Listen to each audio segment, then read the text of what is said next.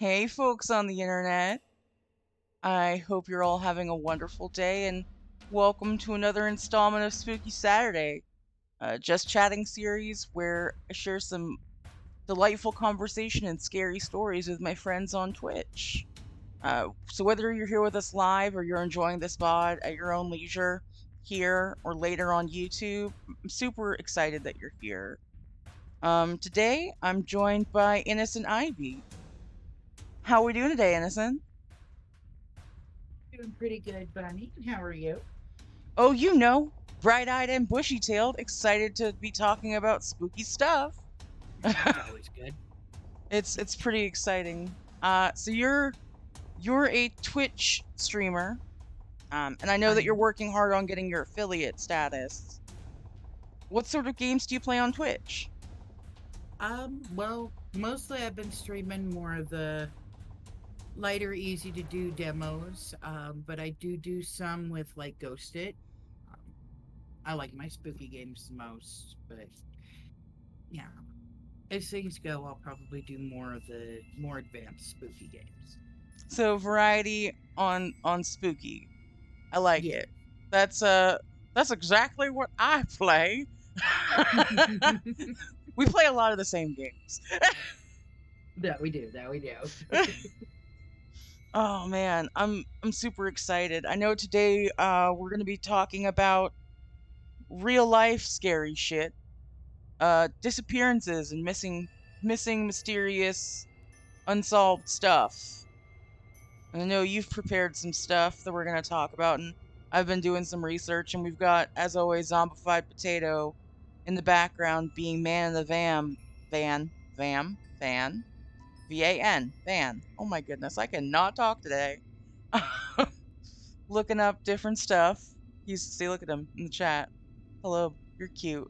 Um, and I'm still waiting. Zombie. Hopefully he's not gonna hit us with stuff from the B movie, but we're prepared mentally for it. Um, so you know how this works. Basically, we're gonna go back and forth telling stories and discussing them how they happen.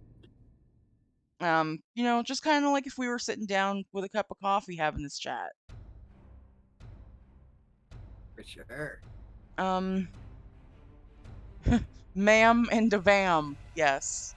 I do, since we are talking about real life stuff, I do just want to say real quick, um, as always, this is a viewer discretion is advised type deal. Scary stuff is sometimes scary. Um, because we're going to be talking about mysterious disappearances, which can literally happen to anyone at any time. I do just want to say, last year over 500,000 people were reported missing in the United States alone. There's no official reporting or reliable count on how many Indigenous women and children go missing each year. Conservative number puts it in the thousands over the last decade, but again, reporting is a thing. But before we dive in, I just want to say, regardless of what TV, movies, video, anything like that has led you to believe, there is no time frame to report. If you know someone is missing, if you feel like someone is missing, the second you realize it, you need to report it to someone. Because the earlier that the authorities know that someone's missing to start looking for them, the more likely it is that they will find that person. And our hearts here at Spooky Saturdays go out to any of the families and anyone who's impacted by disappearances, kidnappings, people being missing. But I just wanted to say that real quick. And I love you all. But let's get down to some spooky shit, yeah? Yeah. So, is there one that you would like to talk about first? Um. Well, actually, I did find one yesterday that stood out to me and it still actually has me a bit baffled. Most of them I can come up with certain ideas, but this one actually did have me baffled. Um, it's the disappearance of old Owen Parfit from his sister's front porch in the English countryside. Um, now, uh, it was back in summer of 1763. although some say 1780s or 1768. Um, Owen was staying with his sister um, out in the town of Shepton Mallet, and he was about 60 years old, but he was paralyzed. Um, they're not sure from what. He spent the better part of his earlier years as a soldier in the military. Apparently, he used to tell stories about his life as a pirate, and a lot of people thought, yeah, he was probably pulling their legs. Um, but on that day, um, most of them say June 6th. It says on June June 6th of that 6th. year, yeah. On June 6th of that year, the morning had been rather cool and windy, and Owen had been confined to the house. But when it turned warm and sunny in the afternoon, his sister moved him outside to the spot he loved so well. For a half hour or more, although some say only about 15 minutes, she chatted with him, and during that time she was never more than 20 feet from the man who was paralyzed from the waist down. She had no more reason to suspect that anything was amiss until she failed to get a reply to a question. She repeated it without result. When she hurried to the door, she discovered that the chair her brother had been sitting in was empty, the blanket to the side, and he was just gone. So he Um, so he's gone. he's just gone. There were people working across the way or nearby, like 6 or 7 men. They never saw him, they saw him on the porch, but they never saw him leave. Um, the lady that uh the lady that his sister Susanna had there to help her hadn't noticed him gone. Nobody noticed it. And they searched. Neighbors and police made their way up and down countless roads connecting back to her house, walking miles and miles through fields, dragging nearby rivers. Um, they never figured it out. Some people think that somebody might have taken him, but at the same time, there wasn't really enough time, and nobody saw anybody come up on the porch, and she never heard any footsteps or anything. Um, some others, even his own sister, believed he might have been taken by the devil himself. So, And so I'm just okay. So this is in the you said 1700s? yeah, it was either 17, go back up here, 1763 or 1768, somewhere right around there. So, hmm. See, my brain immediately goes to he was never paralyzed. He was bamboozling you. But that's there's no real way to know. That's scary.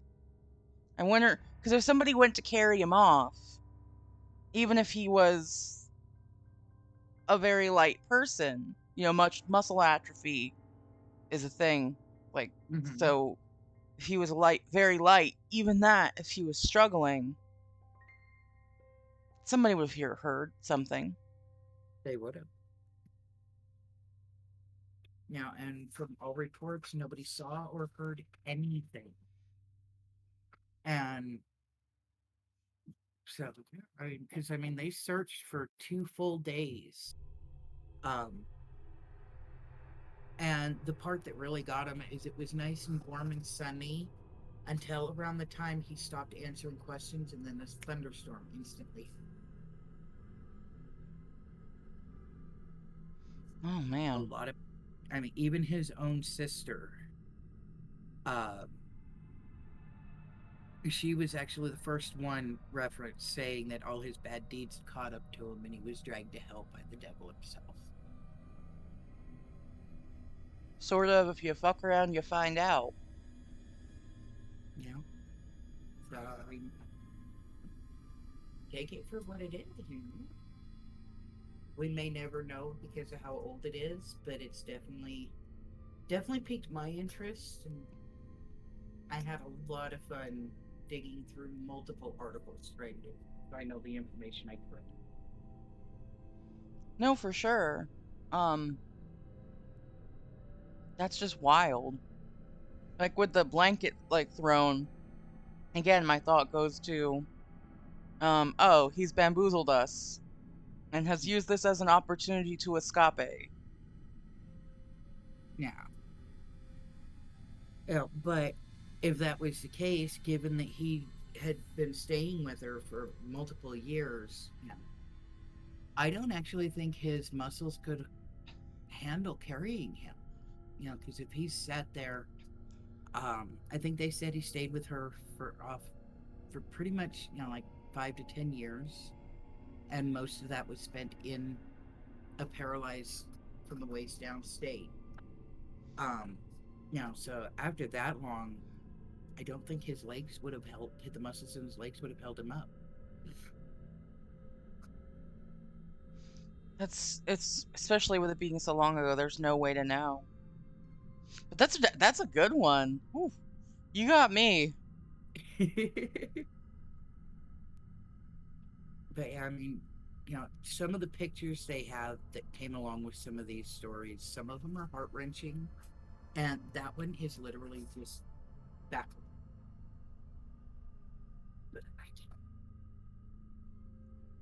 I whew, whew, spooky. Um, so I actually, because I know we had kind of like gone back and forth with some stuff, because you were like, I found a few of these that I need you to look at. I'm like, yes. Um,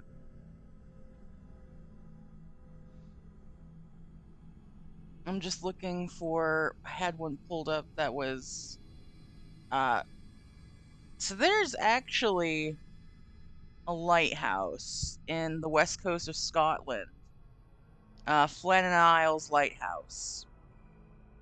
Basically, in early 1900s, there were three keepers at the lighthouse.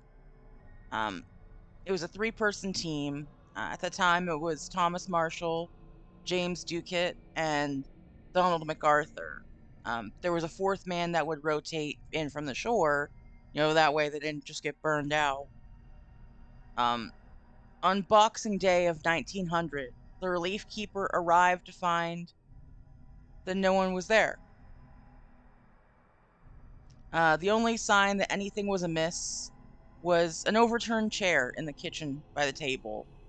There were no bodies ever found. Um, there was nothing, no reason, no real sign of struggle outside of that chair. Um, and theories range from a lot of different things. Three people, three able-bodied men at this lighthouse for however long they were. You know, were they drowned? Did they like all at the same time just kind of like drown?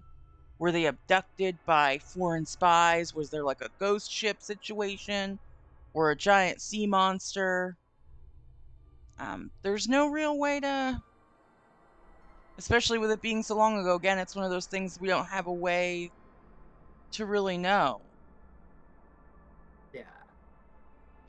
But with the sea monster thing, because you see this a lot of like in Lovecraftian type things where they're at the sea, they're at they're at these lighthouses, and then suddenly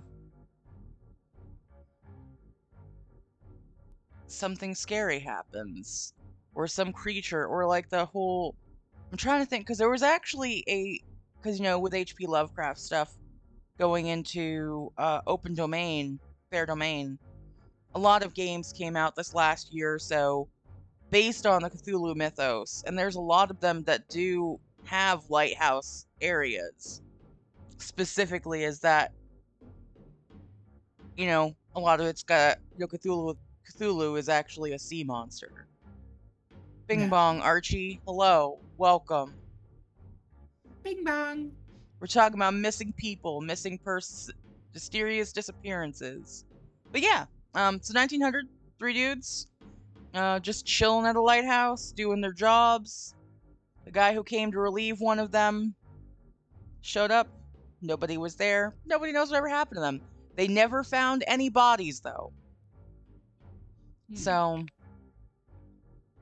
Well, during the time I was researching some of these, I did watch a cold case detective, and he sat down. He was explaining how they would go through on a lot of these cases and how they would work their deductions.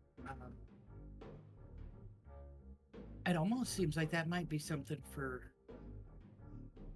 like a cold case detective to look into. But then again, with as long ago as it was, there's not really much evidence for them to find on it. yeah. In the 1900s, they didn't have a lot of the different technological advances that now we may have access to. As a side note, I hate when these CSI shows are like, yeah, just throw this in the mass spectrometer and we'll have an answer in 20 minutes. Nah, dude, that's like hours. That's like days. Yeah, And your case that's is not the only one that's being processed right now, so no. right. Even if they prioritize yours top of the list, they're still going to be running other ones at the same time. Also, like, machine takes a long ass time to work. At one point, I was, flirting with the idea of becoming a forensic analyst. And like Mm. going through like, oh, I'll go to school and do this. And I literally had a police chief look at me and go, yeah, you could spend however much money on a CJ, but realistically, anything that you would learn from that, we're going to teach you on job anyways. He's like, so you could save your money and then wait for the department to just pay you to take the classes that we're going to make you take anyways, and we'll pay for it. And I was like, damn, Nice. okay. Like, but that's neither here nor there. But yeah, so even, I mean, you see a lot of it now on the internet, like true crime has really blown up. Like people are like, because everybody wants to solve a mystery. Everybody wants to show that they're smart, that they figured it out, that they've put Mm-hmm. two to two together, and it doesn't equal five, it equals four, or around that. Yeah. So I would be super interesting. I'd be super interested to see if like maybe the internet can come up with a concrete theory on what happened. Because again, there's no way for us to prove it. It was over 120 years ago, but still wild. Yeah, and that would also be one of those,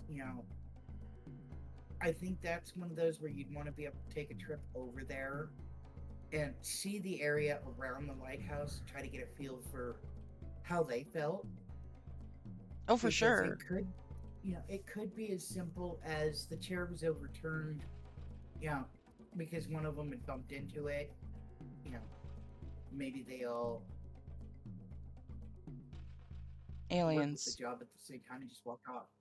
Yeah, Aliens. rage quit. Like, not fuck this lighthouse. We're out. Maybe the relief guy was, a little late getting up there, and they're just like, no, we're done. Steve had one job, which was to show up on the third of the month. He ain't here. We're leaving. Deuces. Right. Exactly. Or oh, who knows? Maybe the relief guy left some kind of aerosol. Well, aerosol's more of a new thing, but some kind of something with a smell that made them go crazy. Yeah, I mean, this is again. That's why I brought up the whole Cthulhu thing, because like the whole idea they never exactly. It's super. So the relief guy was a team of three. The relief guy, someone there was a rotate a full. There was a group of four. So three on, one off. So the three on would stay at the lighthouse. The one on shore would come out to relieve one of them. That guy would go off for a little bit, take his relief time, and then he would switch off with someone who hasn't gone off. So there was a rotating. So when the relief guy showed up on Boxing Day in 1900, the other three were gone. There was no sign of a struggle. The only thing that was out of place was a knocked over chair. And they never found any bodies. They never figured out where these dudes went, and they were just gone. The relief Wormholes. guy killed them. Dun dun dun. Um, Mm, maybe. We don't know. But they never mm. found any bodies. It's wild. Aliens, 100% confirmed. Exactly. Yeah, aliens or wormholes, one at least guaranteed. Just, like one of the deep ones just showed up and was like, snack time, good day. But yeah, Right? I hope that uh they didn't meet nefarious ends. That's what I hope. I hope that like literally they were like, you know what? We have savings up. Let's go to a beach that's not this one and let's have a fun time. And then they just went off and gambled and had a great time. Yeah. Now, now, since you brought up a lighthouse, I've got one on the water as well, actually. Ooh. Um, in February of 1979, same year I was born, um, five friends departed the coast of Maui for a fun day of fishing on a small boat called the Sarah Joe and motored into one of Hawaii's worst storms on record. When they failed to return, a massive search was conducted to no avail. Sad, but not that surprising when it comes to maritime tragedy. Then things got weird. A decade later, the Sarah Joe was found wrecked on the coast of one of the Marshall Islands, around 2,200 miles away from where these guys left port. And next to it was a grave. The only marking on it was a wooden cross that turned out to be one of the five men. Um, Now, the five guys was 38-year-old Benjamin Kalama, 27-year-old Ralph Meliakini. Hope I didn't just destroy that poor guy's last name. 27-year-old Scott Mormon, 26-year-old Pat Wozner, and 31-year-old Peter Hanshin. They had been friends for several years. Between them, they had over 50 years of seagoing experience. Um, Ralph himself earned his living as a professional fisherman. They left harbor at around 10 a.m. The water was calm and clear, perfect day. And at 1 p.m., a freak wind swept in from the mountains. It was the first warning that a storm was about to strike. The change in the wind direction concerned Peter's father, John Hanchett Sr.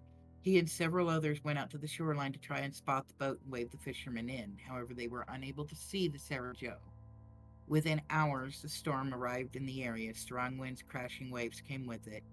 John went out in the middle of the storm to search for the boat. After several hours, he went back to the shore without finding any traces of him. Some of the other people from the area had gone out, and some of them had mentioned that their boats were almost standing on end from the force of the storm. For weeks, they combed beaches looking for the wreckage. They finally gave up. On September 9th of 1988, John Naughton was on a wildlife expedition in the Marshall Islands, about 2,200 miles west of Maui, near a deserted atoll called Taongi. He had spotted a small boat that had washed ashore. They could see some of the registration numbers on it, but most of them were worn out from weather and whatnot. But what they found proved that it had been registered in the Hawaiian Islands. And he said about 60 yards from the wreckage, they found a small makeshift grave. It included a pile of coral rocks and a crudely made wooden cross. They also discovered a human jawbone protruding from the pile of rocks. At the time, they weren't sure if it was connected to the shipwreck, found no evidence the island was inhabited. Another strange clue surfaced when they went back to check on it because they didn't want to disturb it at first, not sure who it was and whatnot. So they'd taken the jawbone in and had dental impressions done and found out that it was the body of Scott Mormon. In his grave, there were Wait a minute, wait a papers. minute, wait a minute, wait a minute, wait a minute, hold on. Mhm. So, how long from when the boat went missing? How long was it between when the boat went missing and when they found the jaw? Um, let's see, went missing in 79, about 9 years, Okay, that makes almost sense. Never almost mind. 10 years. I was like, wait, how my brain didn't. As a rule of thumb, we all know I have no real fucking concept of time. So I was like, wait, that's not right. He shouldn't have been that. No, but that makes sense. 9 years, yeah, it would definitely be without flesh at that point. All right, continue. Yeah. I'm sorry. No worries. Another strange clue that surfaced were unusual pieces of paper that were discovered in the grave that had been buried there deliberately. The papers were an unbound stack about 3/4 of an inch by 3/4 of an inch, alternated by slips of tinfoil between the pages. And the Coast Guard had not been able to determine who placed them or what purpose it served. Um, but they turned around and they found out that that particular way those papers are done was a Chinese burial thing, and it was to give them fortune and whatnot in the afterlife. Um, but the part that really struck everybody's mind was let's see, here it is. Experts agree that the Sarah Joe could have drifted the 2,200 miles to the Marshall Islands. The voyage would have taken about 3 months. However, according to the brother of one of the missing men, a U.S. government survey of Tangi in 1985 found no trace of the Sarah Joe. So just the year before the ship and the body was found, there was nothing There was no at evidence all there that anywhere. were found. Yeah. And they still have no clue where the other four guys are or what happened in the end. It's just another case of the ocean, kind of taking back what's theirs.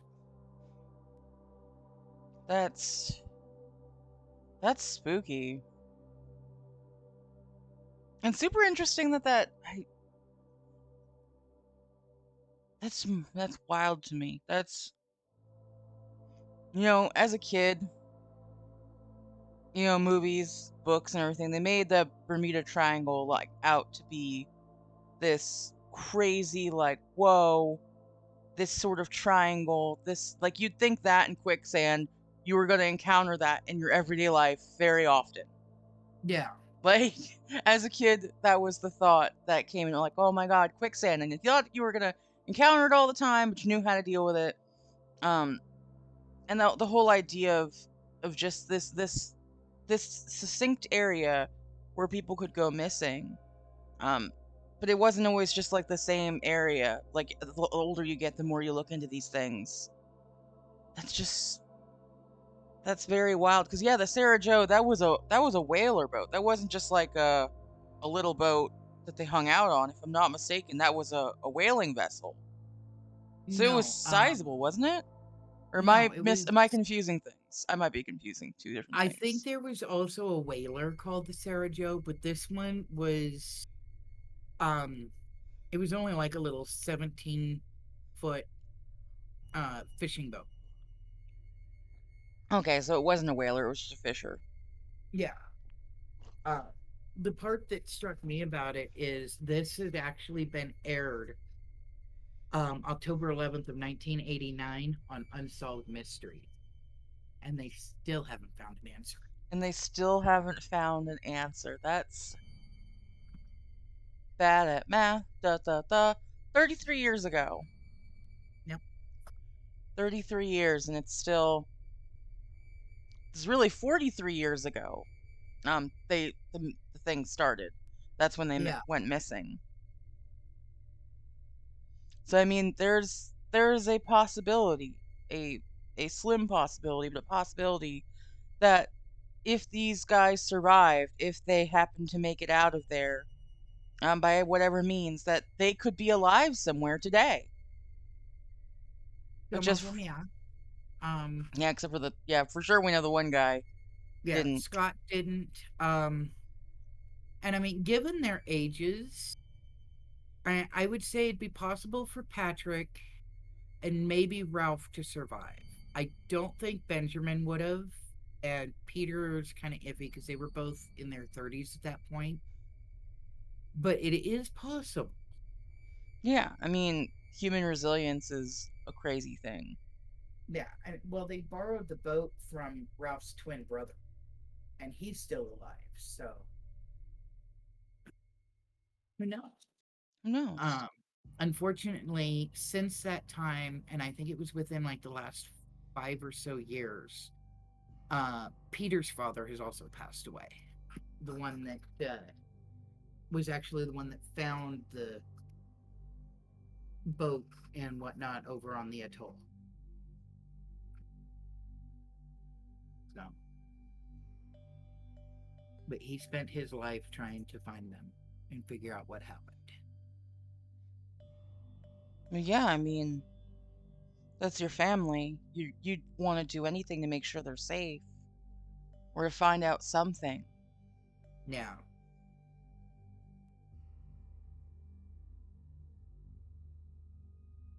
Obviously, I this is wild to me because I had never heard of this until you brought it up. Um, my brain originally immediately goes, "Oh, Sarah Joe, that's a whaler," but I also was wrong. So yeah, no, I think there was. I think there was a whaler that took on that boat name after, after the fact, yeah, after this one disappeared. Um, I it wouldn't surprise me. I've seen, having been born and raised on the coastline, there were multiple times I see multiple boats with the same name. So it's possible. it is. It's definitely possible, and I hope that um I just don't even missing people. That always just it really because again, it's a scary thing. It could happen to anyone, and a lot of times you hear like that nonsense. You have to wait 48 hours. You have to wait 24 hours to report someone, which again, viewers, that shit is not true. If someone's missing and you find out like an hour into them being missing, report that shit. Yeah, Um, because cuz the first 24 hours are the most crucial. yeah, cuz it's like anytime like the longer someone's missing, the percent the what is the word I'm thinking of? The not liability. The Probability. probability, thank you. Hi, welcome to another installment of me not knowing the words for things. The probability of finding that person safe and sound dramatically decreases every hour that they're gone. So time is of the essence. It is crucial, but especially with stuff on the sea, um, you know, I I didn't go. I've never been to the ocean up until I was a young adult, and Hmm. the undertow is a thing. Ocean currents are deceptively strong, so it does not it does not confuse me at all to think of like, okay, someone went down.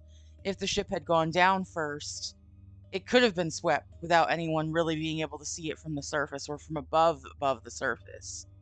Like For sure. There's it's also the fact scary. it is.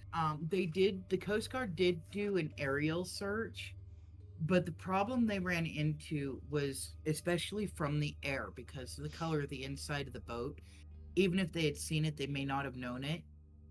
And they didn't realize it till partway through the search. The inside of the boat was the same color as the water. Oh yes, they definitely would have been able to see it if it was split open.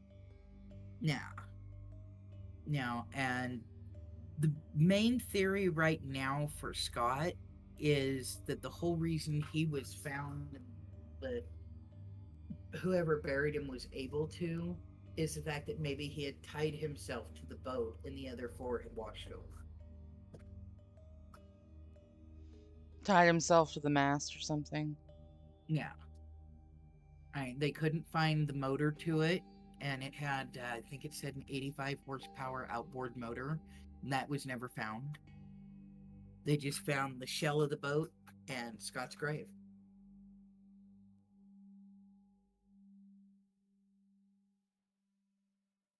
I just,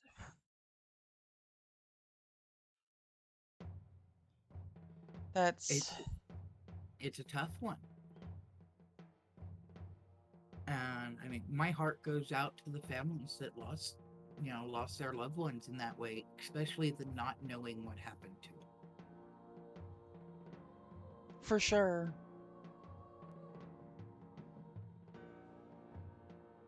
As we're talking about the Pacific Ocean, my mind immediately goes to a very famous missing persons case. Amelia Earhart, which we still don't have a real, like, a thing. We don't have a resolution. Um, for anyone who didn't ever know about this, Amelia Earhart, in the 1930s, was a renowned pilot, which at the time was incredibly unheard of. Uh, she was a female aviator, and she had made historic attempts to fly around the globe. Um, Amazing records set, even not just for like as a woman, but like as anyone as an aviator. Um, and basically, what had happened was during one of these attempts, she was part of it was during these legs you have to go. She went down the Bermuda Triangle. You know that is that is definitely one of the theories. That is a speculation they had. Basically, during flying around the Earth, you can't just like go on one tank of gas because the sheer amount of you have to fuel is a thing, fuel consumption's a thing. So she had to stop along the way to refuel and get supplies and then keep going. And one of her resupply stops was supposed to be on the Howland Island in the Central Pacific. Um, but she never showed up. She never arrived. It was bad weather. Radio transmissions weren't really coming through. There was diminishing returns, and because we know that she was flying a twin-engine electroplane, her and her co-pilot they went down. They must have gone down with the plane because they wouldn't have had enough fuel to just keep flying around if they got lost. Eventually, fuel runs out. Planes need fuel to keep going. Um, but basically, there was a search and rescue mission. It was huge. It was like the biggest one at the time. 250,000 square miles of the ocean were searched by the U.S. Navy and the Coast Guard. They never found them. Um, the official report was that they must have ran out of fuel and crashed into the Pacific and drowned.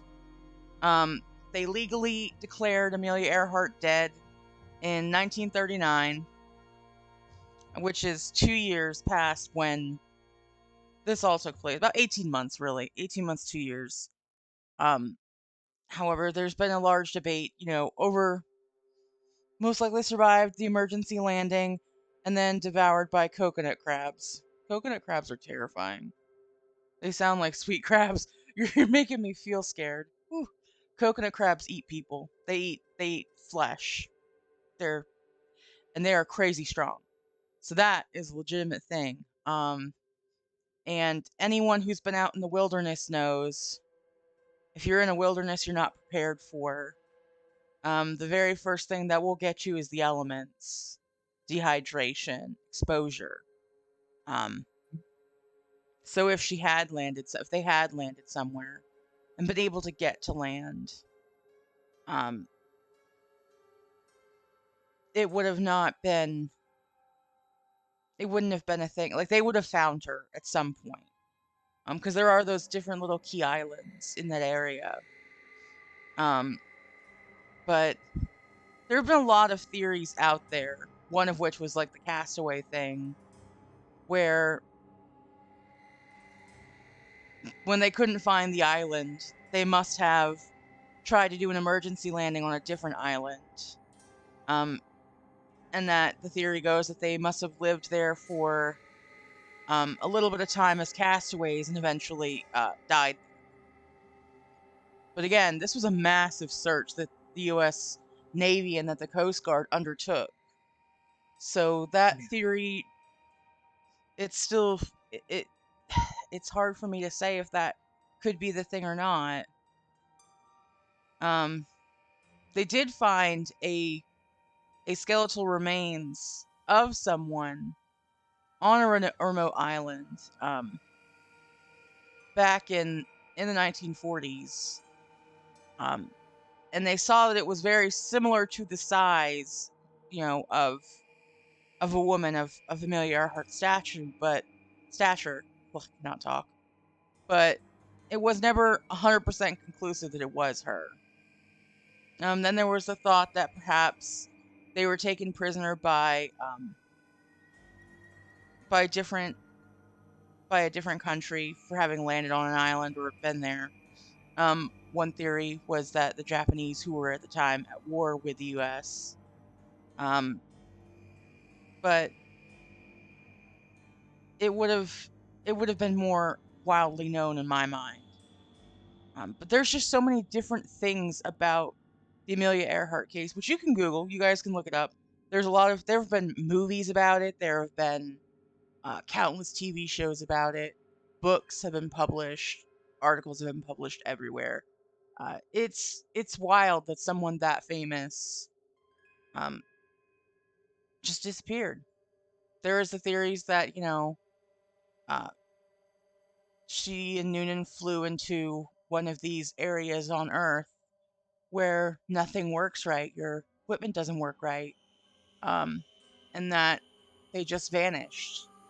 The whole idea of the Bermuda Triangle being that it's a nexus point between the ley lines metaphysically and the natural magnetic fields where tools to determine which way is north, which way is south wouldn't work, and that these places just absorb people. They just take them.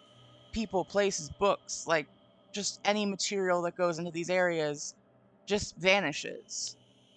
The Bermuda Triangle being the most famous that everybody talks about, but it's not the only place on Earth that has those properties as a thing people talk about.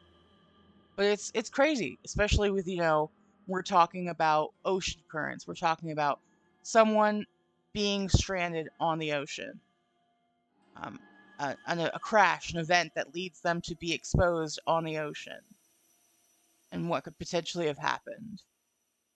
Now, Yeah, I mean I it's weird it is. I will be honest. I fell in love with Amelia Earhart while I was growing up. She was one of my idols. Um, I for am the sure. first person to ever successfully fly over the Atlantic. Um, Person, not just woman. Person. yeah. Um, and I mean, her disappearance. I have gone through so many different scenarios in my head, and honestly, my thought is if she had gone into the Bermuda Triangle and had disappeared in there, why has, almost everything that's ever gone into it, something always comes out. Yeah, So why hasn't anything from that come back out? Um, my actual leading theory, and I'm probably a bit biased on this, is, you know, what if she, for whatever reason, mechanical failure or whatever, altered her course and put down, instead of on that island where she was expected to be, ended up on some completely unknown island, or heck, even down in Central America or South America or something. If she had flown so far off course that she ended up getting put down, or putting the plane down in like the jungles down there in South America. there are multiple stories of people going into those jungles and never coming back out. I mean, it's wild to think of because just the idea of being missing or being out in the wilderness you're not familiar with, even if you have the coolest head on your shoulders, the idea, the concept of fuck, I am lost and I'm gonna die out here. That's terrifying. Um, Now, and I hope that because she's for sure gone at this point. And I hate to say it like that, but that's like just a factual thing at this point. She's definitely, even if she survived, even if she had lived the longest life she could, she's not here. yeah, Um, and I hope that whenever her final moments were, I hope that they weren't terrifying. I hope that it was peaceful and it wasn't painful. Zombified Potato brought up fucking coconut crabs, and I immediately fucking just shivered. I'm like, no, ugh, because that is a theory that like when she went down on an island, she was injured, or even like a peninsula, like one of those like sandbars, and that hmm the coconut crabs got her. yeah, Coconut crabs, they look really cute. If you look them up, they're very cute looking, in my opinion. But they have incredible pincer force, and they for sure eat they eat flesh. They are not herbivores. They are what we people carnivores. That's the one. Omnivores. But they will eat like if you put down like a goat or something, like they'll eat that shit. They'll be like num num num tasty. So cutie pilot, num num num. Ugh, right. scary. Well, I Scary. mean, and I'm looking at pictures of those I think coconut they're crabs. Those cute. things are huge. Yeah, and I think they're cute. And he's They questioning are. me. Horrors from the deep. Well, listen, maybe I'm just built different. No, I think they're adorable. They are huge. I mean, Thank you for huge. validating me. They're huge for sure. Huge. They're cute. They are. I could definitely see that being a thing. My dad's I don't idea like on it spider was, crabs because they have way too many legs in my face, and I ain't about it. Those are not yeah, cute crabs. no, no. Spooky Saturday when it devolves into us telling telling our preferences to which crabs are cute and which are not. I'm gonna swipe left on spider crabs, Yeah, but yeah, definitely I'm going gonna left swipe right coconut on the crabs coconut crab. because I feel it. Now, no, my dad, We're my adults. father, right? My dad's theory on Amelia Earhart was actually that she had crash landed on an unknown inhabited island that had cannibals on it, and that's why nothing was ever found. Oof, oof, oof. I made a joke a few years ago, and my dad stared at me like I was just the most awful person in existence. Because we were talking about different foods and nutritional values, and like, which is a subject that's sore for me because I don't like to think about like the nutrients a person needs to live and like how they came to that conclusion. Um, but my dad was talking about potatoes and this and that because he had watched some fucking movie about space. I don't know. It had Matt Damon in it. He was telling me how it was interesting. And without even thinking, out of my mouth blurts, "Well, you know where you can find all of the stuff that people need to live?" And he was like, "Oh," and I'm like, "Yeah, other people." And he was like, "What the fuck, bunny?" I'm like, "What?" I mean, You're not wrong. it's incredibly taboo. Let's never think of it again. Let's scrub our brains of that awful discussion. Um, and incredibly fucked up shit that I have said. We're gonna ignore all of that. Um, I am in no way, shape, or form endorsing cannibalism. Don't do it. Um, just eat a moon pie, chill out, drink a 7-Up, quit murdering people. Let's go. Let's go to a different mysterious disappearance. Well, how about one right here basically in my backyard now? Oh, Um this mystery actually involves two people. One ended up being found, the other one still has not. It started with a man named Tom Young, who one day in 1987 took his dog for a walk near Silver Plume, Colorado, and has never, and never returned. no, not the Uh, dog. he had been renting a retail space in town, which was later rented to Keith Reinhardt. Um, Keith found Young's story so intriguing that he began to write a novel in which the main character was a composite of both himself and Tom Young. Um, in Okay. 1988, they found Young's body with Young's body and the dog's body. Both had been No. shot. Both had been shot. They're presuming suicide. Um, but he didn't want to leave his best friend behind. So What it the was kind of, fuck, dude? yeah. Um, about a week after they were found, Reinhardt went for a hike and never returned. They were both around the time they disappeared, going through midlife crises. They disappeared into the Colorado Rocky Mountains about a year apart.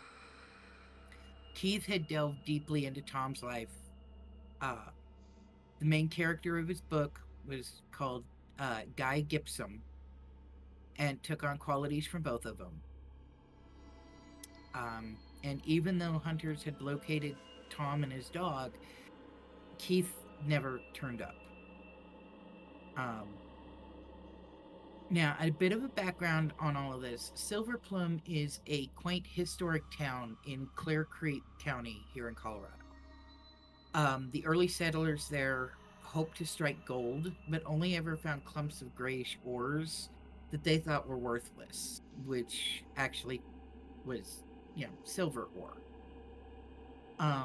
In 1987, the town had around 200 residents, and that's when Tom Young took his dog for a walk. And they didn't come back. 9 months later, in June,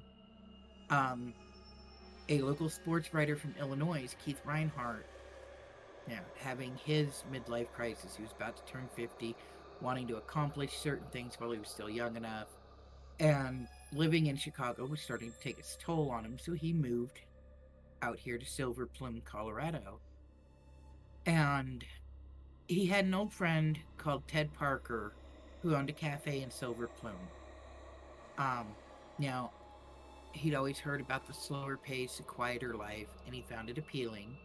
He informed his wife that he wanted to spend some time there alone and work on a novel. And he took a 3-month sabbatical from work and came over to Silver Plume, settled in, found the vacant shop where he could sell antiques and matted photographs. Not long after he'd gotten here, someone had mentioned the previous tenant of the space disappeared without a trace just the year before. And he considered it the ideal story to tell and began researching Tom. And they say that his curiosity quickly turned into an obsession. On July 31st of 1988, local hunters were patrolling Mountain Wilderness about an hour's walk from Silver Plume when they found a skeleton propped against a tree. Not far away was a backpack, a pistol, and the skeletal remains of a dog. It was Tom and his dog. His dog's name was Gus. Both had a gunshot wound to the head. The discovery helped bring additional details to light. Several days before he disappeared, he'd bought a pistol. The police treated it as a simple suicide, others not so easily convinced. He was extremely fond of his dog, and locals couldn't see any reason for him to have shot Gus at all. Yeah, Gus didn't deserve that. I know that there was a person also, in human life is precious. But what the fuck? Gus did not deserve this. If it was something you going through that, please don't take Gus out. Like, you bring Gus to some place where Gus can be happy. You don't need to. Oh my God. I'm in Hmm. emotions right now. Uh, so Sorry. am I. No worries. They did run ballistic tests on the bullets and the gun, and they did not match. Oh shit. Yeah. So while the police treated it as a suicide, there is proof that it was not. It wasn't. Um, about a week after they were found, Reynard closed up his shop for the day. The evening was drawing on, and Reynard walked all around town to the cafe. He told everybody he encountered that he was heading out to hike up Pendleton Mountain. Those that he told assumed that he was kidding them. A round trip on the mountain would take about 6 hours. Um, conditions and wildlife make hiking here in the Rockies extremely dangerous, especially at night. Yeah. Um, Rule of thumb: you should not be trying to hike up a mountain, hike up any sort of rock face at night. That's slip and yeah, fall. Depth perception. right. Now, sunset in August in Silver Plume is around 8 p.m. And even the most skilled hikers tend to not, hike in the Rockies at night. Especially on Pendleton Mountain because it's over 12,000 feet high, and the risk of exposure to the elements is really high, even in July. I mean, crying out loud, I was just out in the Rocky Mountains last month, and there is still snow on them. um, no, they said he had no preparation at all, no suitable mountain gear or supplies when he was seen heading toward the base of the mountain. It wasn't his first attempt, though. They recalled that his previous attempts ended when he had showed signs of vertigo.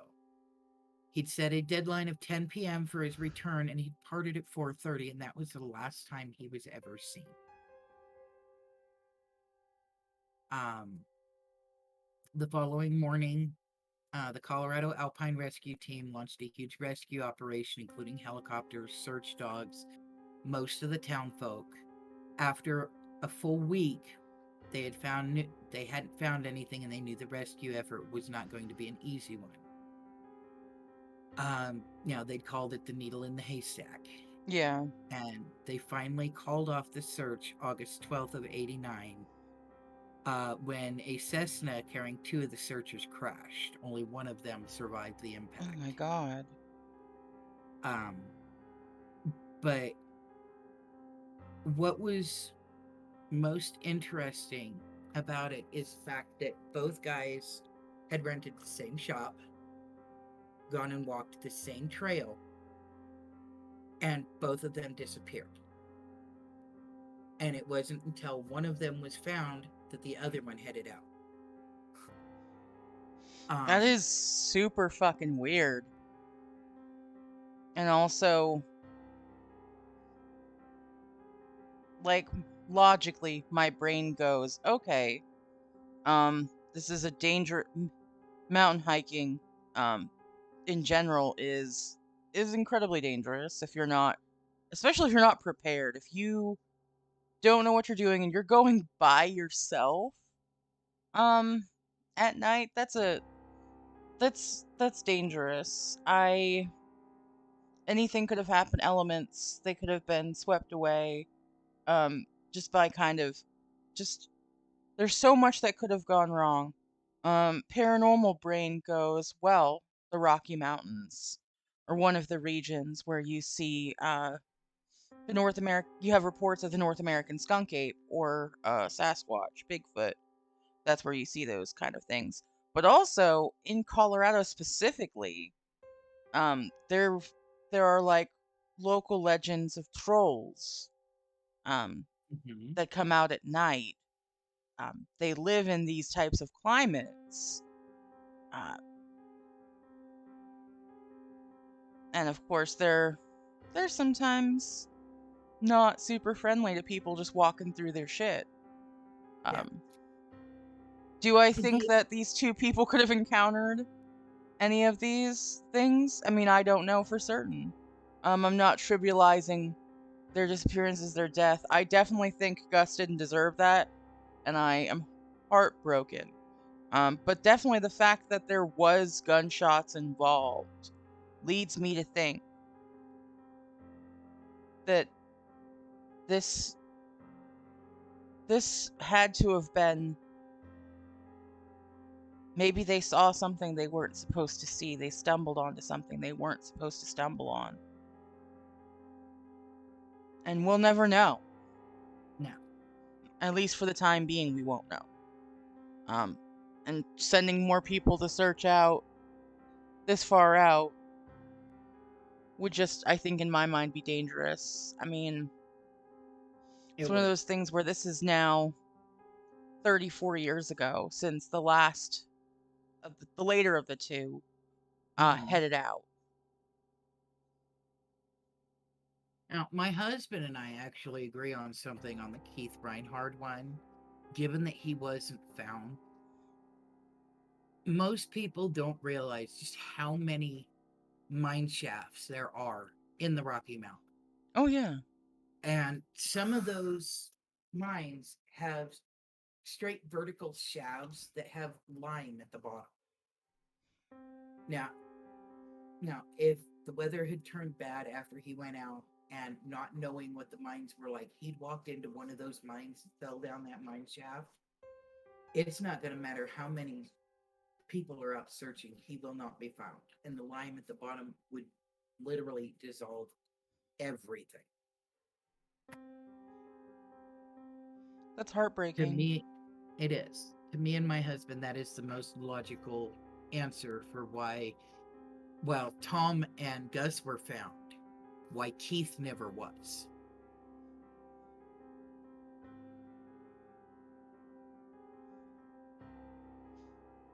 That and it being a mining town.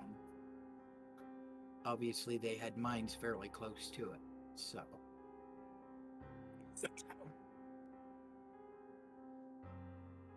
I mean, that's just.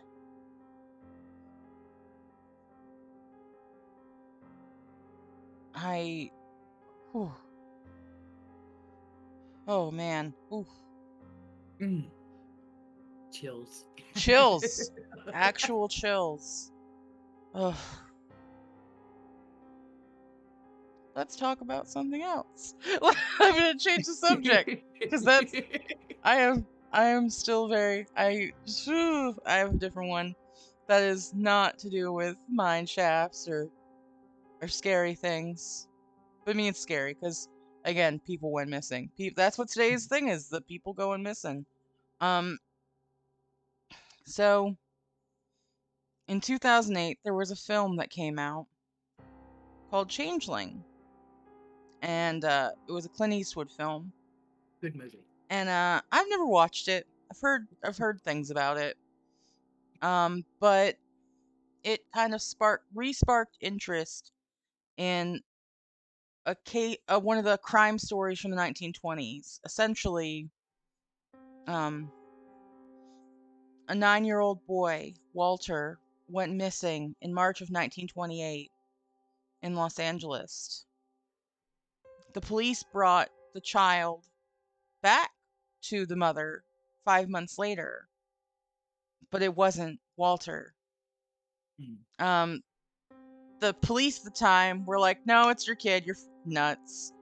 But the mother was very adamant, like, "No, this is not my child." Um, and after a time of her being like, "This is absolutely not my child," she was eventually committed to a mental hospital, and the real Walter was never found. Yeah.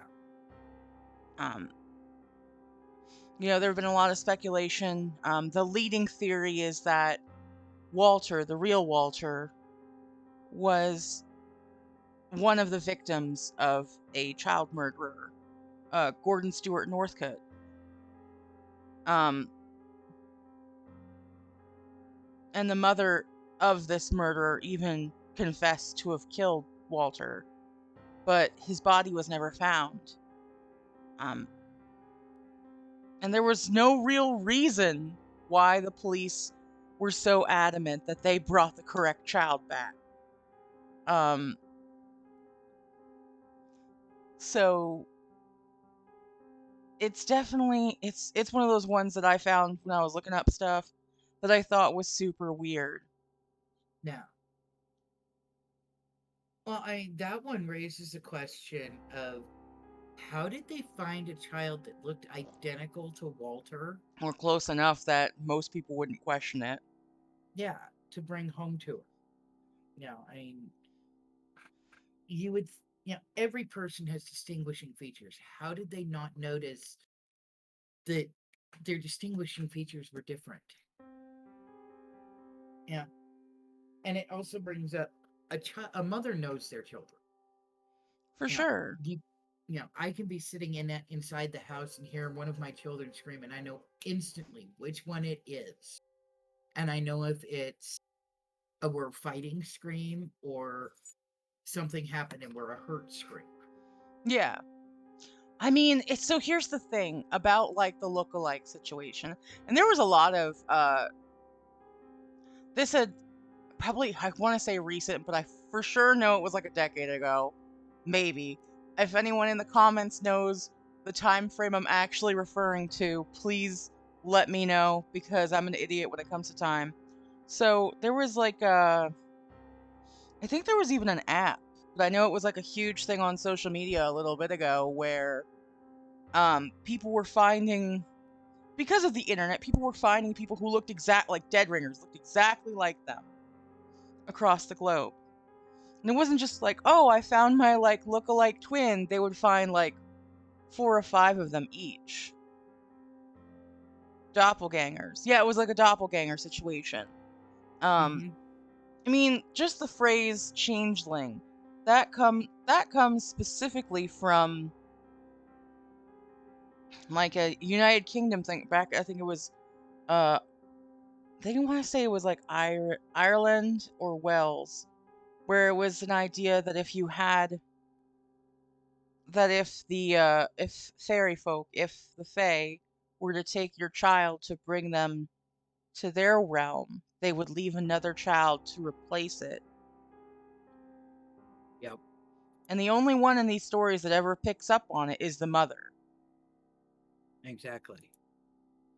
And it's And like yet this, that's yeah. I mean, and as far as like authorities giving back the wrong kid, it's the 1920s.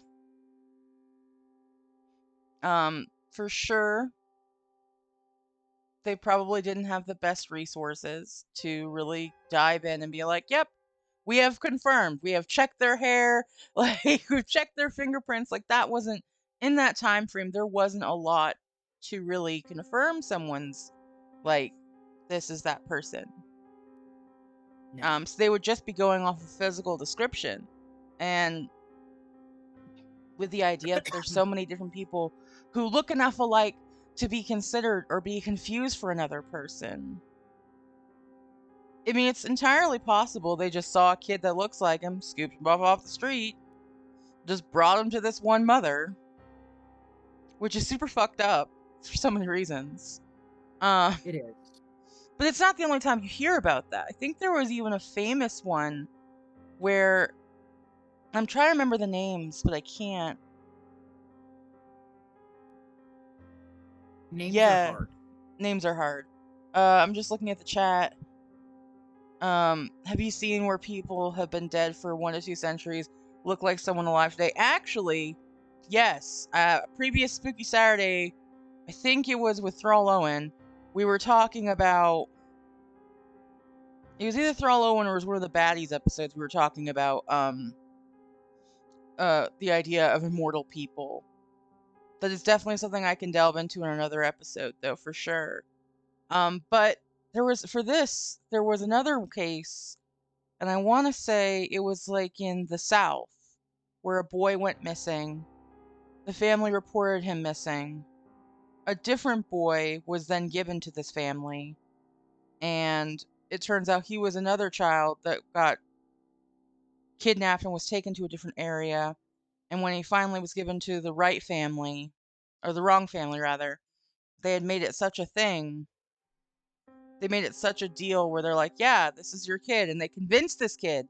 They had to convince the kid for so long, like, no, this is your name. No, this is your name. And it wasn't discovered and confirmed until this dude was way older. and the family was doing DNA testing, they were like, "Wait a minute, you're not this person." He's like, "Yeah, no shit. I told you."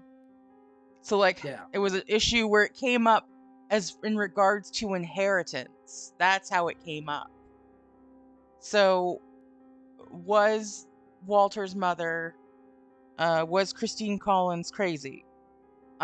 We have no real way of determining that. Um, but the fact is that she was always adamant that this was not her child. And the fact that a straight up serial murderer's mom was like, "No, we killed that kid." Yeah. That to me is like, there's so many things wrong with it. So many like fucked up instances about this. And I am still that question is lingering with me, which is why were the police so adamant to believe that they had brought the right kid? Am I thinking conspiracy? Always. Am I thinking conspiracy related to this? Maybe. Again, the 1920s, the late 1920s was a weird ass time for the US. Um yeah, I don't know. So, that's the story of Walter Collins. That's all I Uh, got. One thing that the only thing I can think of that would make the police so adamant about it is, and I got this uh from the cold case detective that I was watching. Um, People have an inherent need to know the answer, to be Yeah. right. And cops especially, wonderful at their jobs that they are, there are some cops that their need to be right supersedes the actual being right, if that makes any sense. No, for sure. I fully get that. And back in the 20s, they did not like to be questioned. Not to sound sexist, but especially by women, because while we were starting to become more prominent and take more roles on and do more stuff, we were still looked down on in that day and age. So back then, yeah, a lot of people were gonna turn around and be like, yeah, it's She's clearly it's a hysterical. woman. She doesn't know what the fuck she's talking about. This is definitely her Yeah, kid. yeah.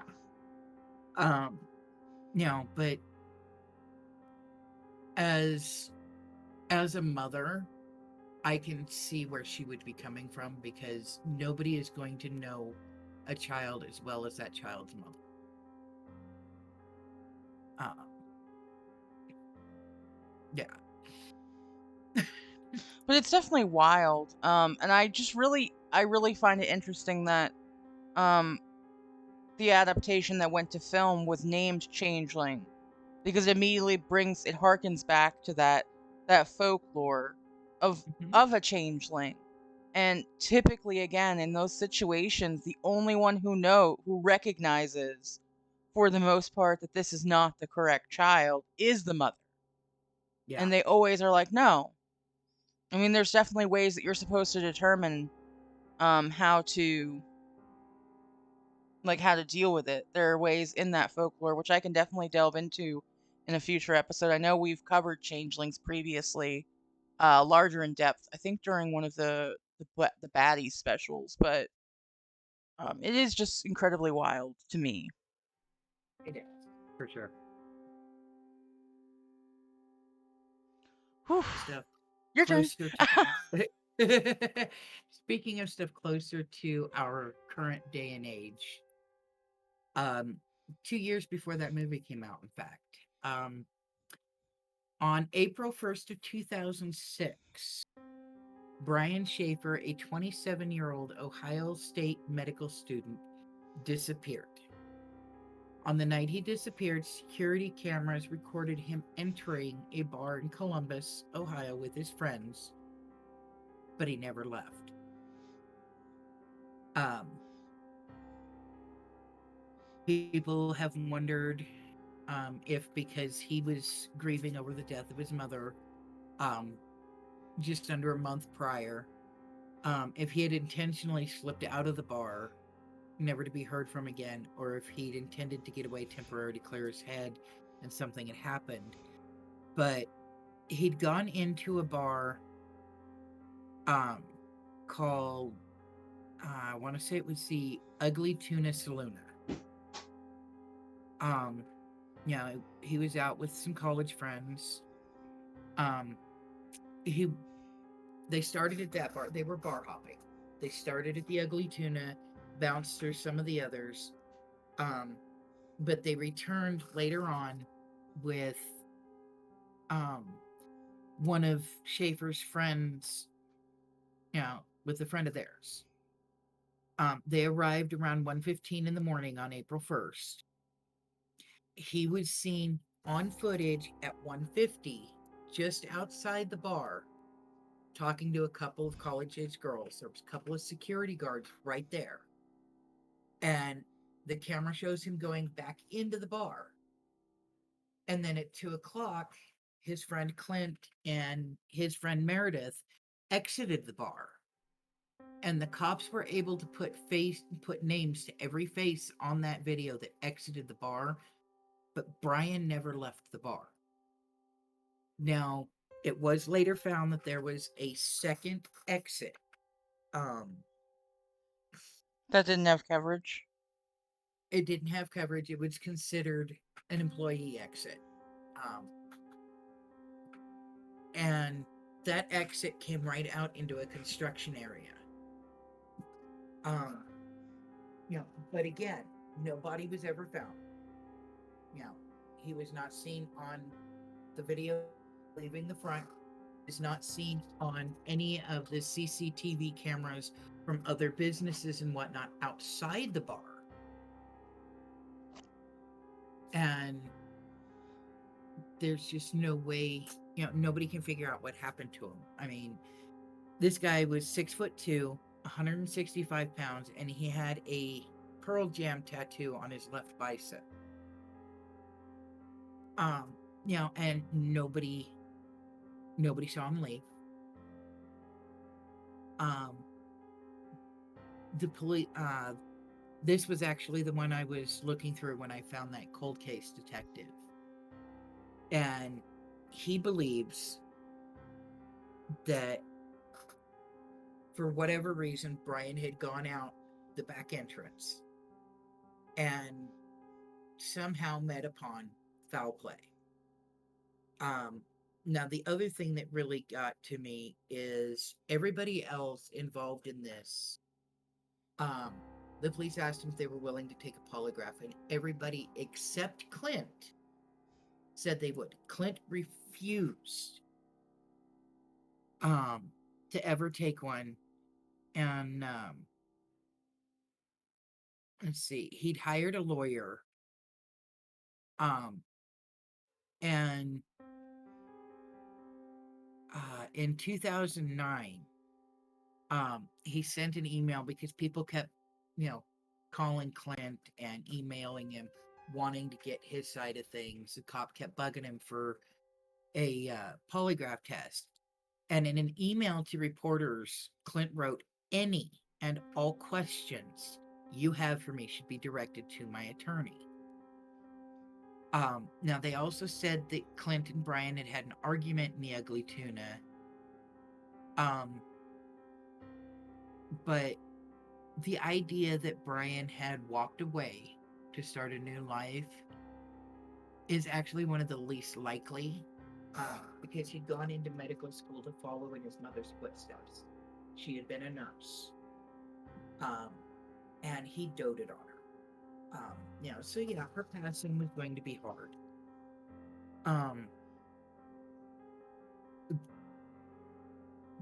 But it's weird because you would, with all the people in the bar, somebody should have seen something. And nobody, none of the staff, none of the patrons will say that they saw him leave. They couldn't even give a majority of the information. They know he was there, and then there's no evidence of him ever leaving the bar.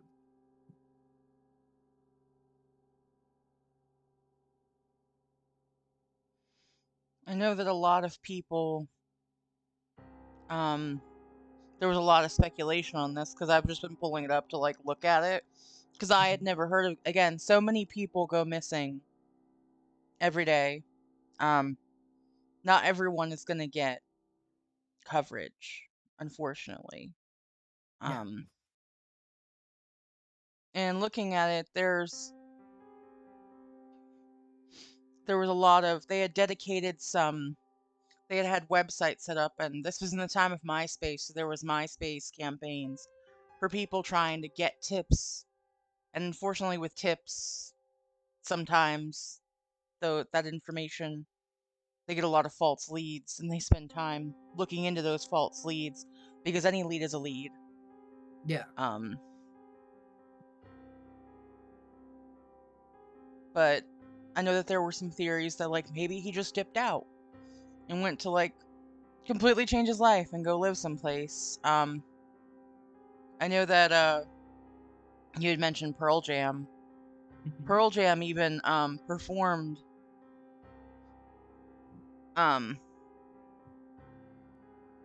performed uh at a nationwide arena just outside of the like a few miles away from this place that he went missing.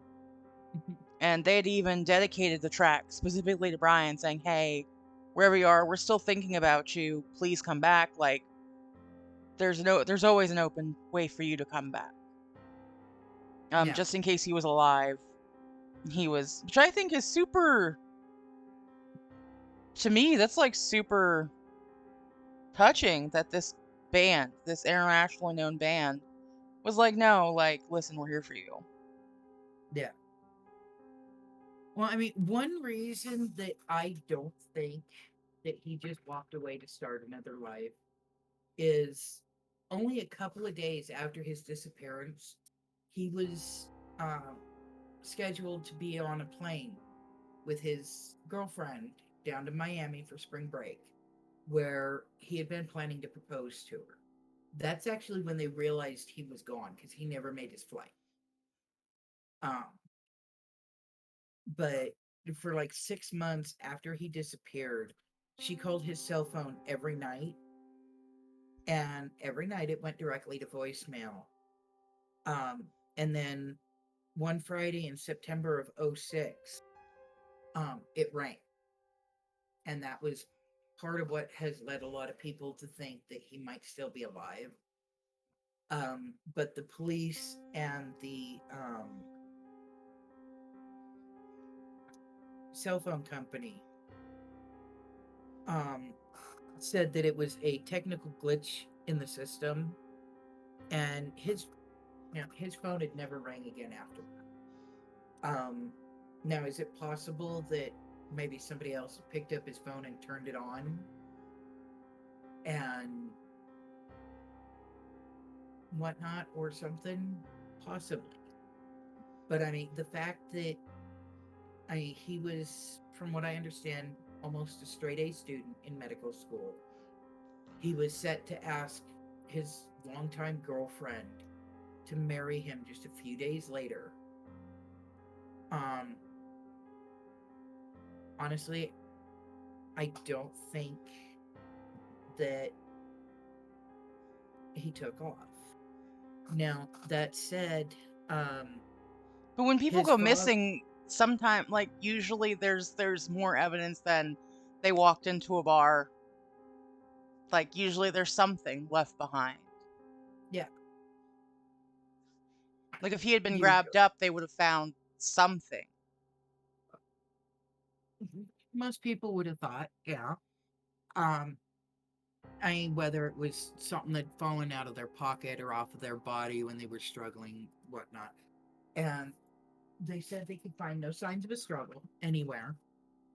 There were so many people inside the bar that, if he had been grabbed inside the bar, somebody would have noticed.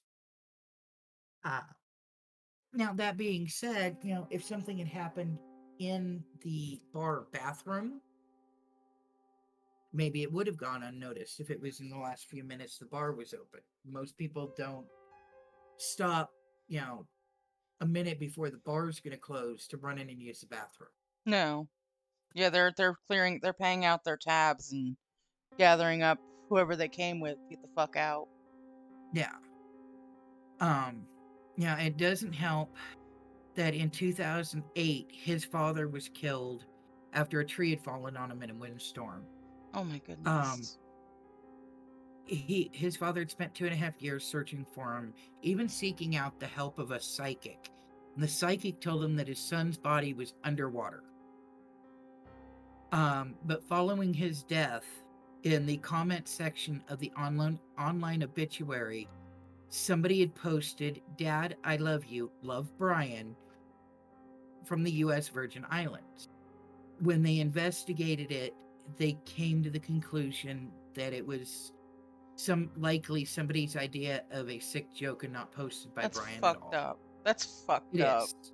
It's very screwed up, and it breaks the heart to know that people will take those types of tragedies and circumstances to troll other people. I guess would be the right word I'm looking for. Yeah, trolling is the.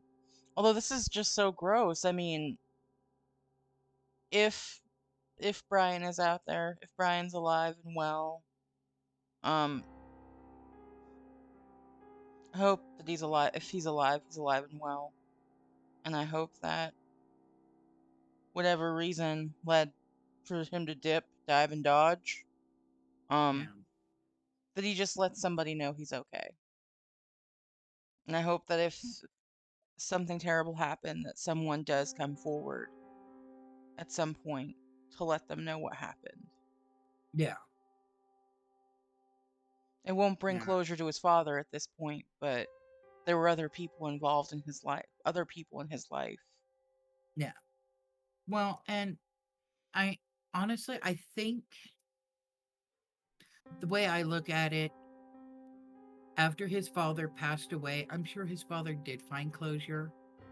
You know, if Brian had passed away, you know, by whatever means, whether it was, suicide, foul play, accident, whatever, I want to believe that when his father passed away, you know, they met up again wherever they might be. So he's back with his son. And if Brian is alive, you know, his father is now able to watch over him and can see the type of man that his son has grown up to be. And they did turn around in 2020. The FBI did a facial recognition on a homeless person in Mexico that was thought to have been Brian. Um, and according to the FBI, it's not facial recognition didn't match. But the Ohio Attorney's General Office also released an age progressed photo of Brian showing what he would look like at around age 42 back in 2021. Uh, so they haven't given up hope on him yet. So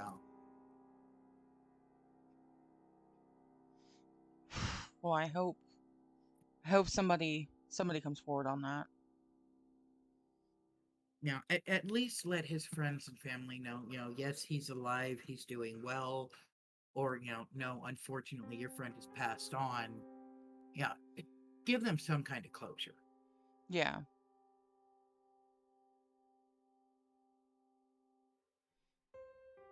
I I had a different one that I wanted to kind of talk about because it does lead into kind of a larger discussion, but I wanted to kind of to shift this to another one. Um the disappearance of Paula Weldon. Um so this took place in December of 1946. Um Paula was an 18-year-old sophomore at the Bennington College in Bennington, Vermont. And she had told her roommate the day that she went missing that she was gonna go for a walk. But then she never came back. When they did the search for her, they focused on the Long Trail, which anybody in Vermont knows it's a pretty long, it's a long trail. It's a got him. No, basically it's a trail that cuts through Vermont in its entirety all the way up to the Canadian border. Um, they actually have a beer named Long Trail, and their brewery is located on the Long Trail. That's neither here nor there. This is not a plug for them. I will say though that they have a pretty good blackberry wheat IPA. But you can't find it down here anymore. I'm not in Vermont anymore, so I don't have access to that. But I digress. So they searched the 280 miles of the Long Trail, um, because witnesses had said like, "Oh, I saw her over here." So they had looked, but they couldn't find anything. And they got a bunch of strange leads. Of course, with any missing person case, when people are trying to be helpful, sometimes the information they give leads investigators down a completely separate uh, avenue, ends up wasting time. There were a lot of different claims. Like a waitress in Massachusetts, said that she served a woman that she believed to be Paula. Um, Paula's dad disappeared after hearing this for like a day and a half. Mhm. Um, but after he disappeared, it looks like everybody started focusing on, like, wait, maybe it's Paula's dad. Maybe he did something.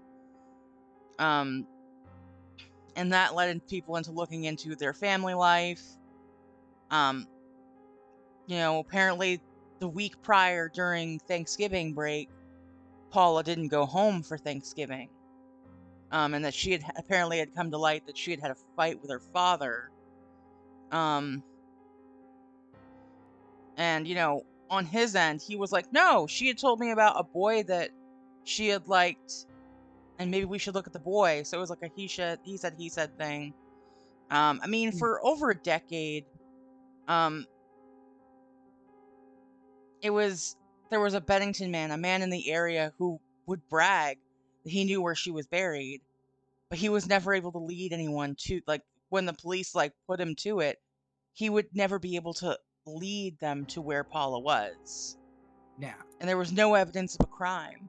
There was no body, there were no forensic clues or anything like that to lead anyone to think that foul play happened, that there was a bad thing. This is just one of those, and then someone disappeared. Yeah.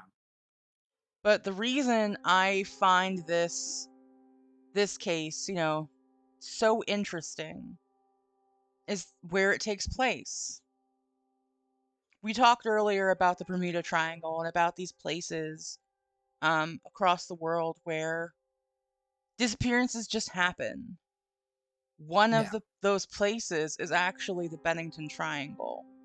Mhm. It's it's an area in southwestern Vermont where people go missing, just whoop, vanish. Yeah. And there's a lot of folklore surrounding that.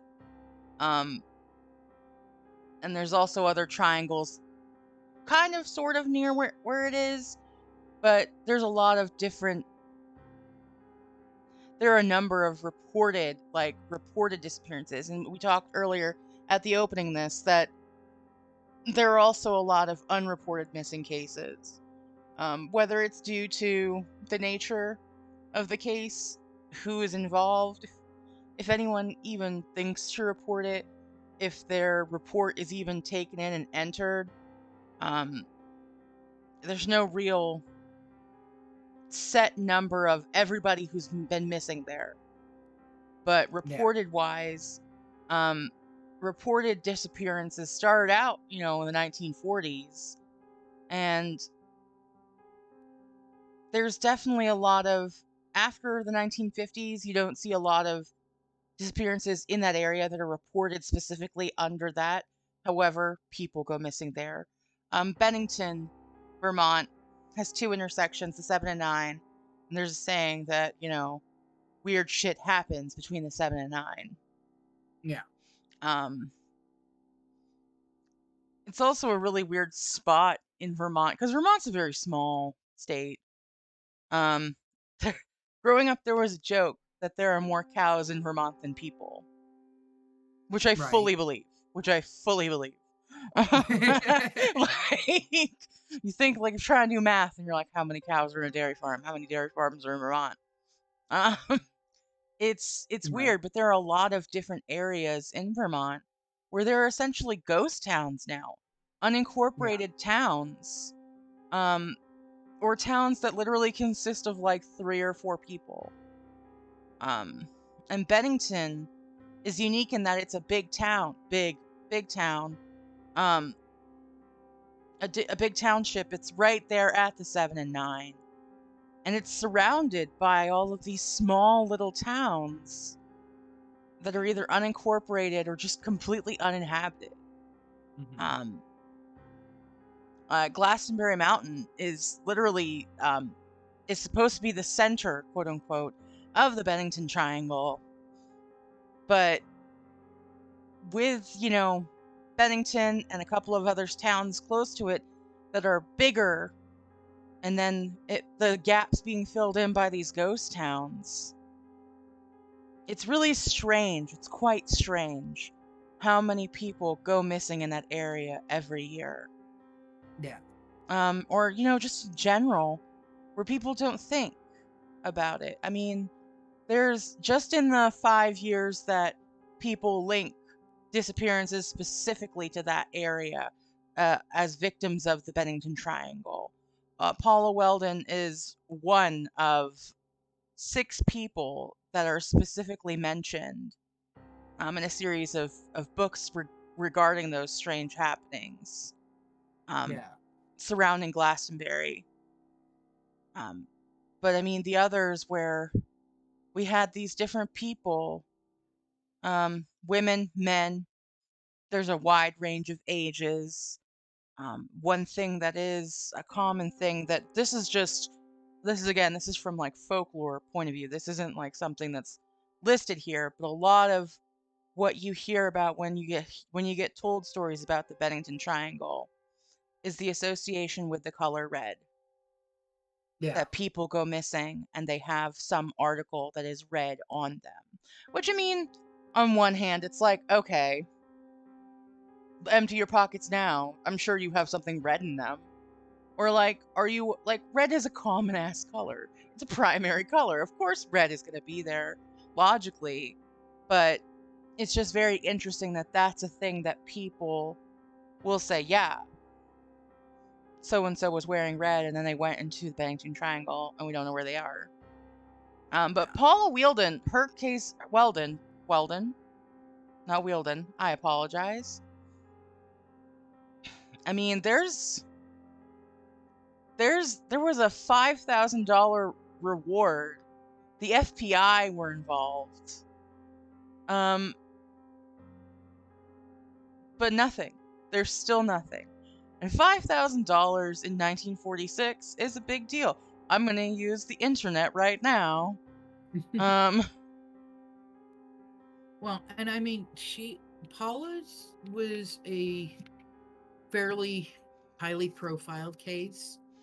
Um, and right around the same time, the wife of a man, James Tetford, um, he claimed his wife had gone to the market, never returned, and then a I'm few so sorry. years Real quick, later, real quick.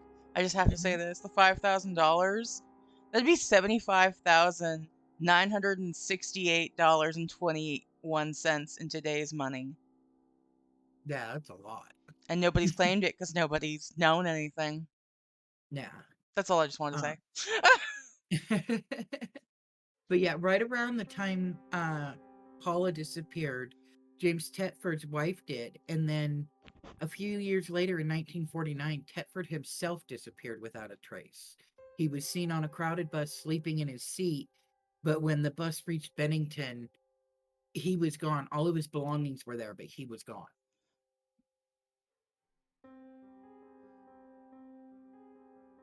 Wait, what? Yeah. So, wait, let me just make sure so he went missing. Let me just look this up. Oh shit. So he went missing December 1st of 1949. Paula went missing December 1st of 1946. hmm So His 3 wife, years to the day he yeah, vanished. yeah. And somewhere in that timeline, his wife had also disappeared.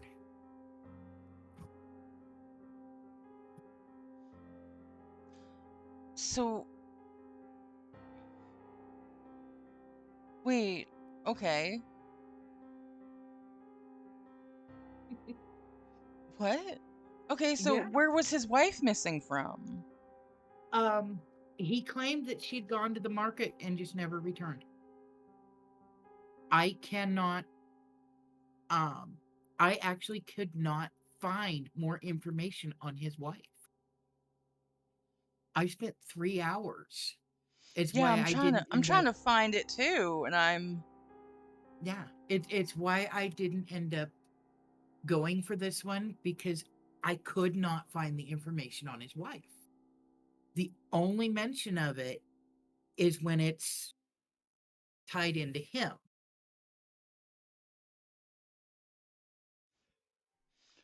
what? Okay.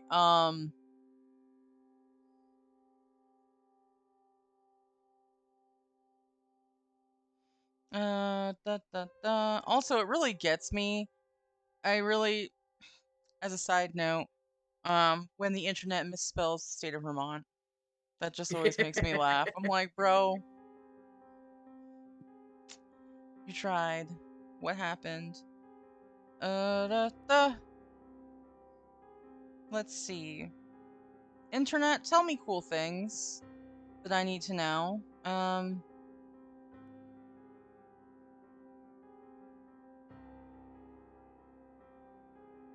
So yeah, other people were on the bus. He just And here's one site that mentions his wife Pearl.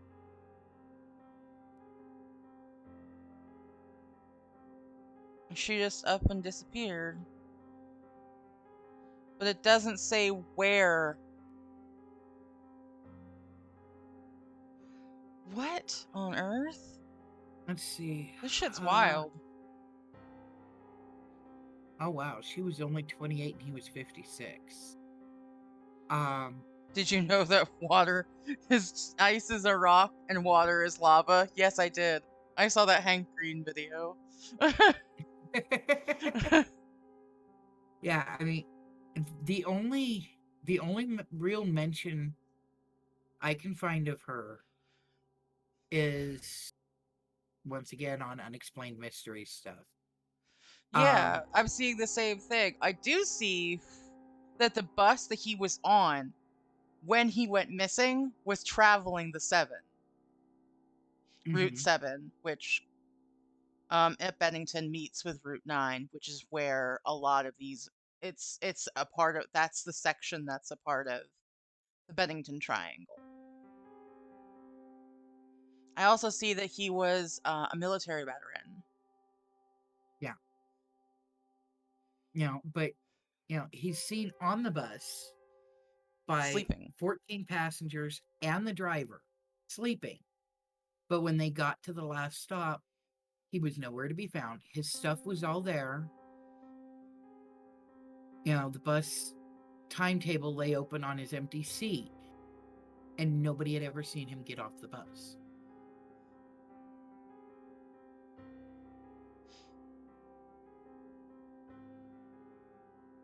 It's the part that I find the most interesting about that is it was, it ties into Paula, his wife disappearing just a few years before, him, and numerous others in the 30s and 40s. Even up to the 50s. Like, this is.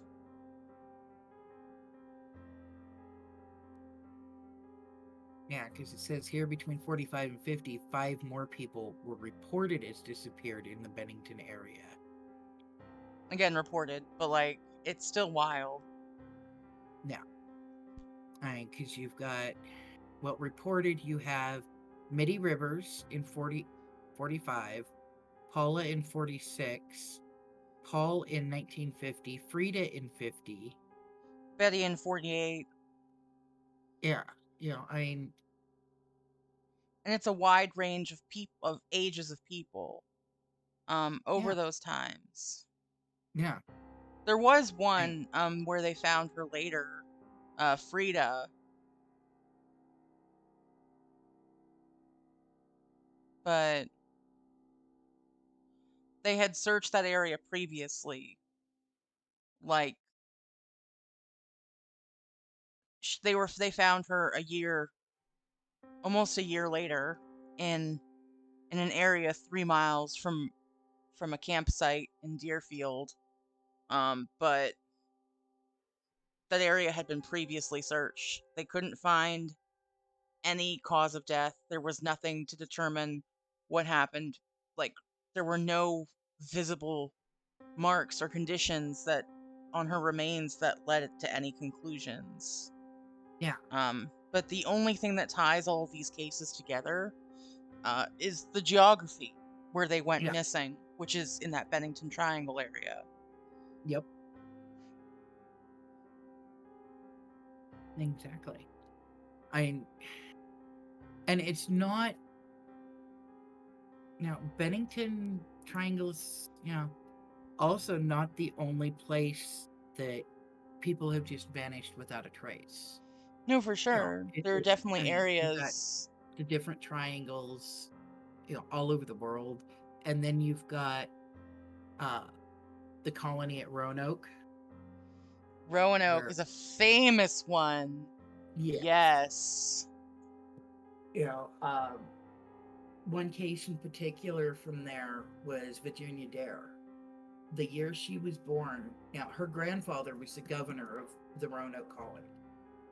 The year she was born, he headed back overseas to get more supplies, and he got held up for, I think it was like 3 years before he could get back. And when he got back, he found the colony empty, houses taken down, um, and the only thing left behind was the word Croatoan on one corner post for the fort and the letter CRO on another tree. But that's that. Oh god, that Roanoke has. Oh,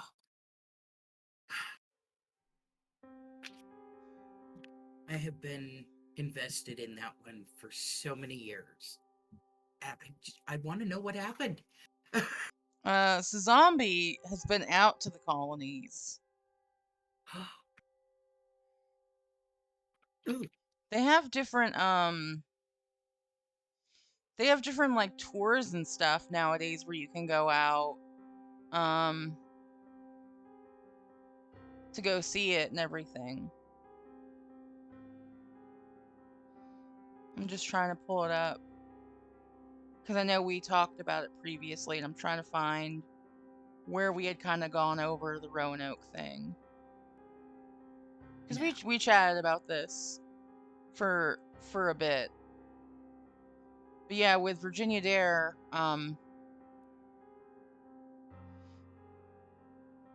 she wasn't she one of the she was one of the first English-born children in the Americas.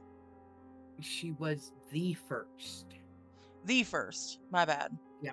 Um, uh, Prior to him leaving, only 2 children had been born on American soil. Her and I believe it was a little boy. Um, it just It definitely, that's one that, yeah, you've got to know. It leaves you just, you have to know. And finding it out is nearly impossible. I mean, Yeah, I mean, the Roanoke thing was like 400 years ago. mhm, Europeans wanted to put colonies in quote unquote the New World. So they brought out, this is one of the first excursions from England. They had brought out these different settlers to Roanoke Island in the North Carolina coast. Um, they went through a pretty rough winter, which is a person who has lived in North Carolina and has also lived in the coldest region of Vermont. I'm sure it wasn't that bad. Like, I'm sorry, that sounds so mean, but it's like that's not. This is the same state that shuts down over a snowflake, so like, take mm, that what you will. I'm not diminishing 400 years ago. Maybe it was cold, but like, Carolinians, they over exaggerate how cold it is. yeah, The tour was more self-guided. I went during the off season, so I got to do pretty much what I wanted. nice. Zombified potato carving in, potatoing on different trees. No, don't do that. I'm sure he wouldn't. He's a good boy. Good Yeah, boy I loves mean, crime. but Um, yeah, I mean, yeah, it's super weird because everybody was gone in the time that it took the one dude. I think it was John White. Yeah, it was John White who who was supposed to be this governor. Um, went back to England to get more supplies. Came back and everybody was gone. And it wasn't like he went to the supermarket just down the road. He straight yeah, up went across the Atlantic in that yeah, he time's left, boats. Like the time should have been like a year. yeah. Well, he had left at the end of 1587. But because England was still at war with Spain at the time, they were in need of ships to defend against the Spanish armadas. So he wasn't able to return until August 18th of 1950. And at that point, he'd found buildings 1590. collapsed. Yeah. Okay. At that time, he'd found buildings collapsed, houses, taken down, not able to find any trace of his direct family or any of the 80 men, 17 women, and 11 children that had made up the colony.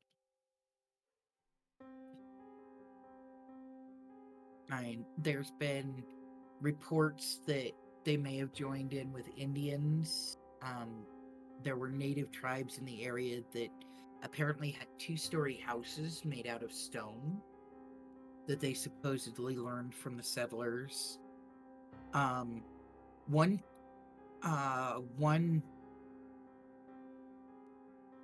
uh, one chieftain, I want to say from the Chesapeake Indians, claimed that his tribe had attacked the group and killed most of them.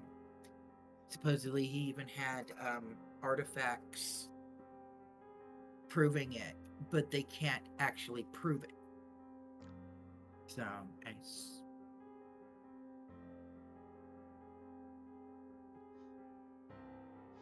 The word Croatoan. What does that mean? not entirely sure. Um, I didn't chase that down. Probably should have, Google, given tell that me the I've been. answer. I'm gonna ask the doctor. This I say it But doctor because if I'm sick, I'm gonna go here before I go to a an yeah, actual an actual ass doctor. yeah. Well, I mean, the one interesting thing is before he had left, he had told them that if anything was to happen, to carve a Maltese cross on a nearby tree to let him know, when he got back, that their disappearance was by force. But they never found the tree, just or never found the cross, just the word Croatoan, which had led him to think that they had moved to the Croatoan island, um, which apparently now is Hatteras Island. But he was never able to conduct a search to see if they had actually gone over there either. If you travel, I'm reading because we got some info from Zombified Potato. If you travel south down the Outer Banks, there is a genetic evidence showing that there is European descendants mixed into one of the tribes. So one of those nations, it sounds like, adopted some of these people. It's speculated that there was an issue at the colony, and they ended up going south and incorporating with that nation. Supposedly they had worked with each other. Ethnologists, anthropologists believed that the word Croatoan may have been a combination of two Algonquin words for talk town and council town. Um,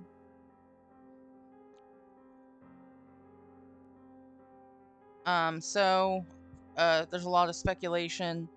Croatoan refers to the Croatan people, a local nation according to history. Fun facts. Super fun. Who knows? We may have, thanks to all of the extra research that's been done onto it, and other people's eyes looking at said research, maybe we came to the conclusion. I mean, so, I mean, it's super interesting, to me at least, because, this is kind of where where where Roanoke is, or where the island is. Um, Depending on the time frame, I'm not super familiar with that particular time frame, but what I will say is that, I mean, you see the Algonquin family of languages. You see that more in the north and Mhm. like mid northwest. So you see that in the Great Lakes area. You see that really from like Massachusetts, Connecticut area, like in today's places, up through Canada. You see those different nations who use Algonquin words. That the families of languages that are associated with Algonquin, like the idea of Algonquin language. It's not really something you see prevalent in that area, at least from the time frame I'm thinking of. Now in the Yeah. 1590s, maybe, I don't know, but it's still pretty like modern day. You see that around Ontario.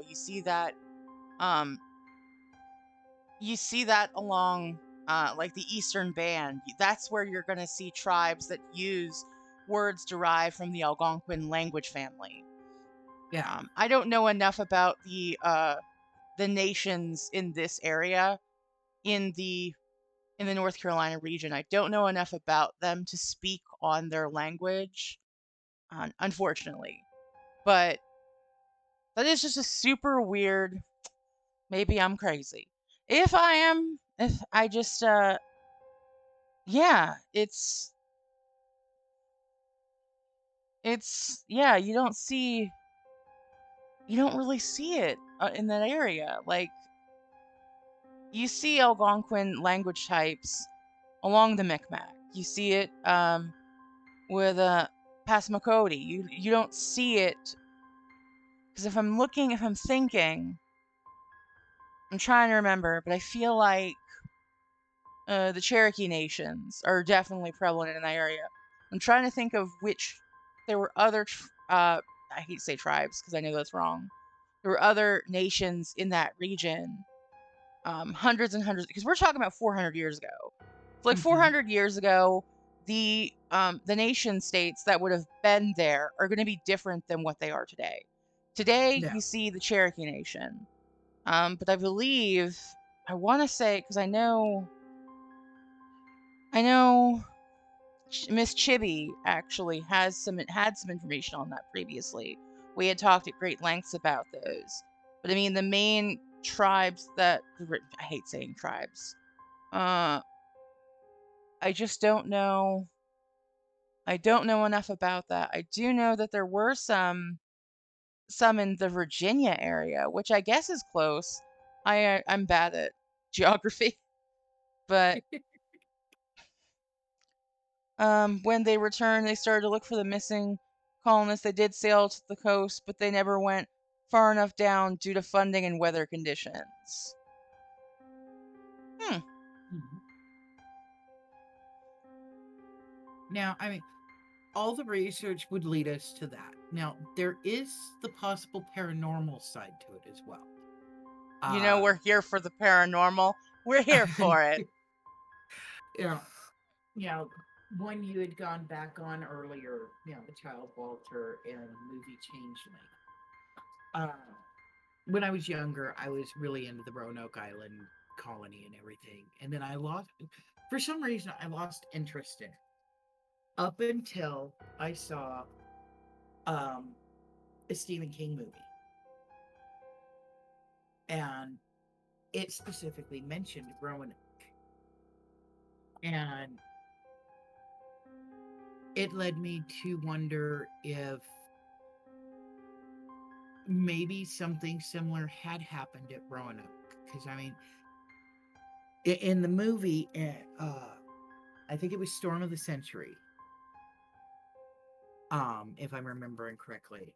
He'd gone into, uh, I want to call him a devil. Not the devil, but um, he'd gone into this small coastal community. It was either off of Maine or off of Washington. I don't remember where, but it was on If an it was island. Stephen King, it was for sure Maine. Just gonna throw that out there like it's Maine. Has to be. Has to be. But they were out there on the island, and this mysterious guy showed up. Um, right at the start of this really big storm, and admittedly, this being, had killed a few of the people, and then he had managed to put all of the children in town into a sleep that nobody could explain.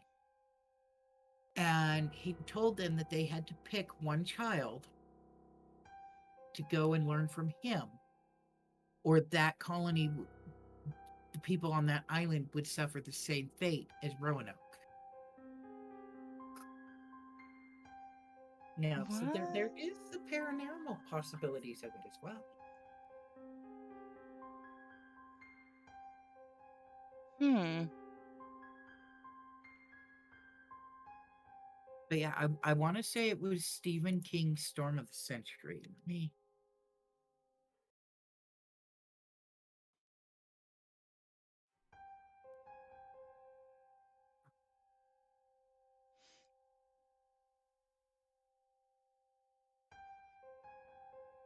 No, it was a mini series.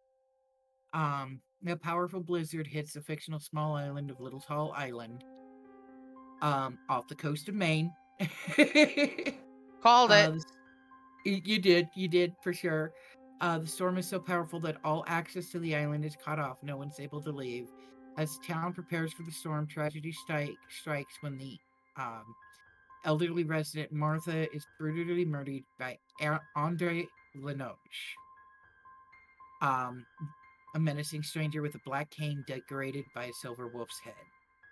Um,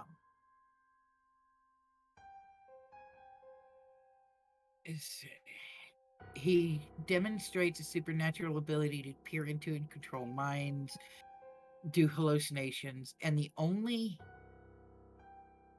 thing he says right from the start is, "Give me what I want, and I'll go away." Mind you, ever since watching that movie, I have used that line a lot. um,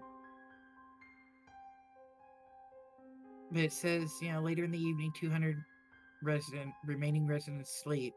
He enters lighthouse and supernaturally causes everyone to have a save dream, the dream of an entire town suicidally walking into the ocean and mystifying authorities in the aftermath as to what happened to everybody. The dream has Linoge appearing heavier and bald as a journalist reporting on the mass disappearance and comparing it to the 1587 disappearance event at Roanoke Island, and suggests that the islanders had the power to make the island community disappear before and that he may do it again. Oh, It's so just just like a pleasant, what a pleasant guy. right. But it definitely. I know that movie opened the door to multiple different possibilities of what actually happened to the Roanoke colony. That a lot of people didn't want to acknowledge or admit to until that movie. With it being so far back, I mean, there's not going to be a concrete way to say for sure, okay, this is what happened. But I mean, we had our chat kind of led into it. Oh, there. Speaking of chat, um, if we're referring to the paranormal option, I like to refer to the footnote in the book, The Zombie Survival Guide, by Max Brooks. It mentions that the colonists may have had a zombie outbreak when local tribes, knowing and having dealt with zombies in the past, dispatched and disposed of all of the undead and incorporated the survivors into their communities as the colony was unclean. This is why there were no bodies found, as they had to be burned to keep the plague from spreading. Thank you for that, zombie. Yeah, Zombified potato, not zombie, because we're talking about zombies. But like, wow, yeah, I mean, there's so many things that it could have been. It could have been an illness that swept through, and whether it was a zombie outbreak or not, an outbreak of the undead, um, or what have you, there could have been so many different things. Um, yeah, and the fact that the dude came back 3 years later, 4 years later, and couldn't find any sign. I mean, yeah. he Because wasn't there the day they went missing, so he wouldn't really be in the best place to know what would be out of place, if yeah. that makes sense. Well, the part that strikes me is every record I have ever heard of it. Um, it talks about when they got there. There was food still set out on tables. You know, um, their ovens and fires were still burning, and it almost leads you to believe that they had vanished like right before he got there. Moments before he got there. Yeah, and But he left before they could jump out and be like, it's just a prank, bro. Um, yeah, just right. that's You know, trivializing their situation. I'm sorry. But and it's the same with some of the. I want to say it was the Incan tribes, the Incan, Incan Aztec, people. Mayan, somewhere down in there. Entire villages, food left out, fires and whatnot still going, but everybody's just gone. Wait, is that a thing? Yeah. Why? Uh, no clue. But they've uncovered the ruins of, you know, those villages. And I mean, you look at the size of the ruins and the amount of remains that they have found do not match. With There what are it should not, have been. yeah, there's not enough remains to match what's there. And through testing, they're able to find that those remains are older than the disappearances. Yo, what?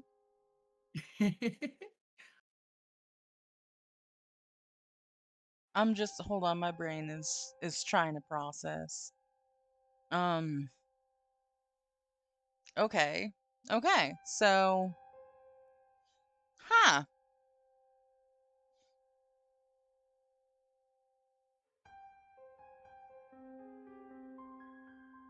The food left out and the people just gone still happen to this day.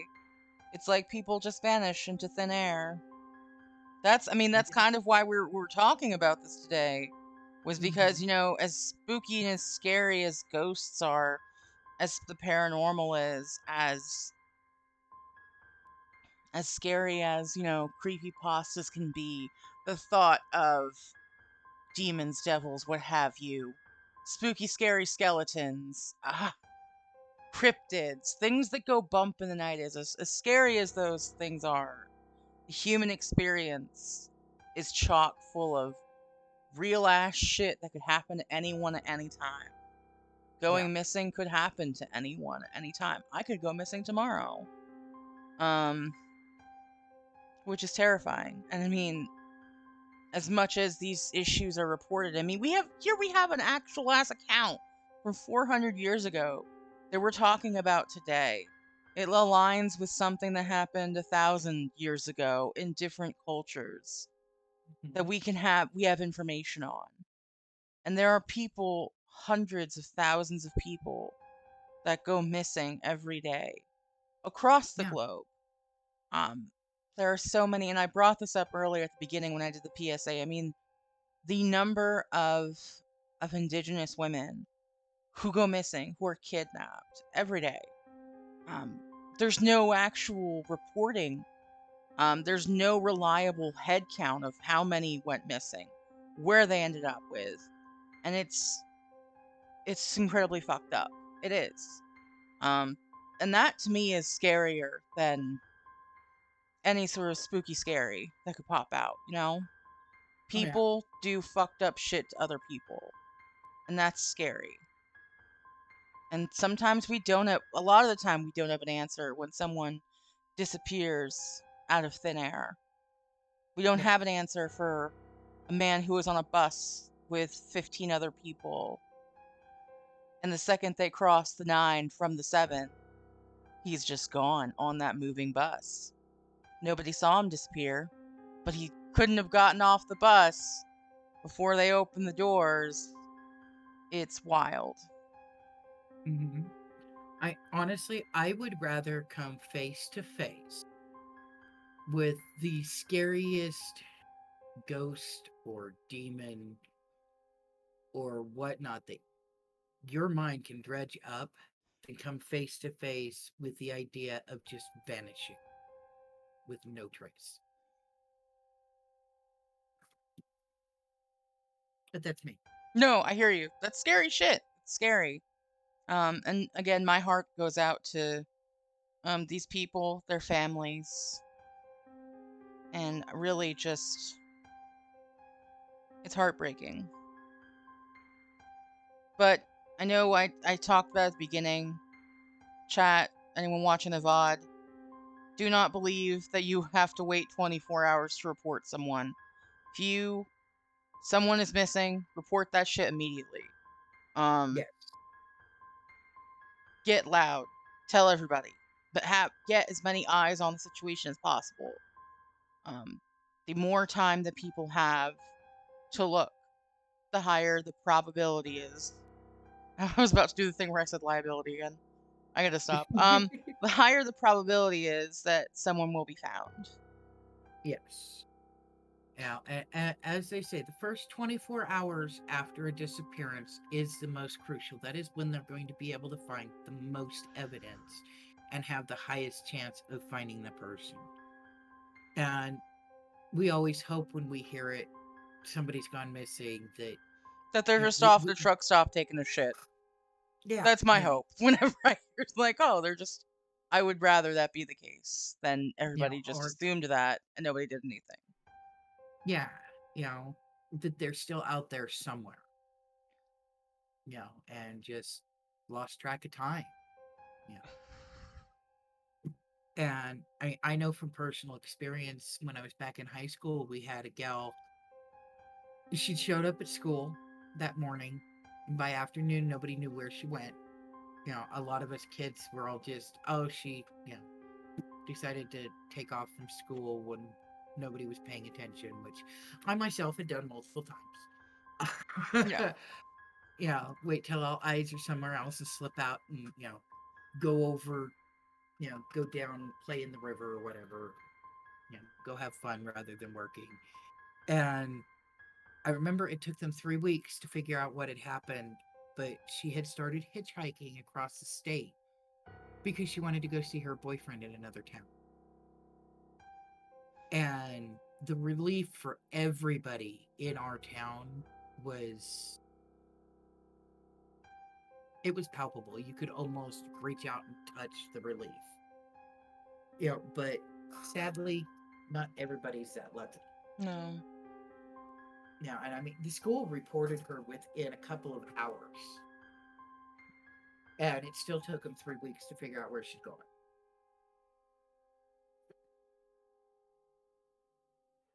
But her story ended on the high note. She was found, she was alive, she was well, she just didn't want to come home.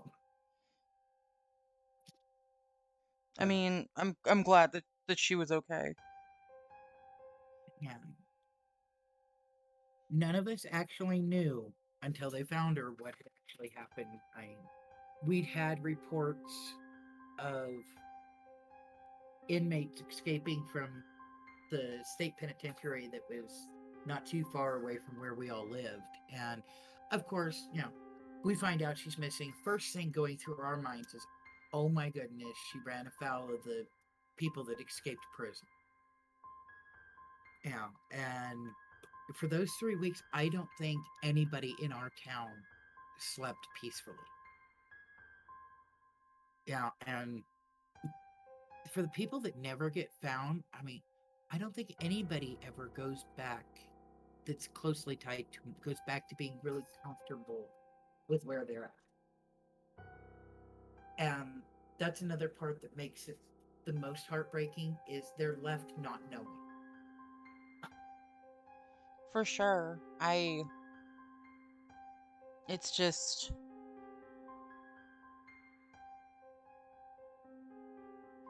it's rough. Closure for any negative situation is hard, but if you don't have that information, always wondering what happened. And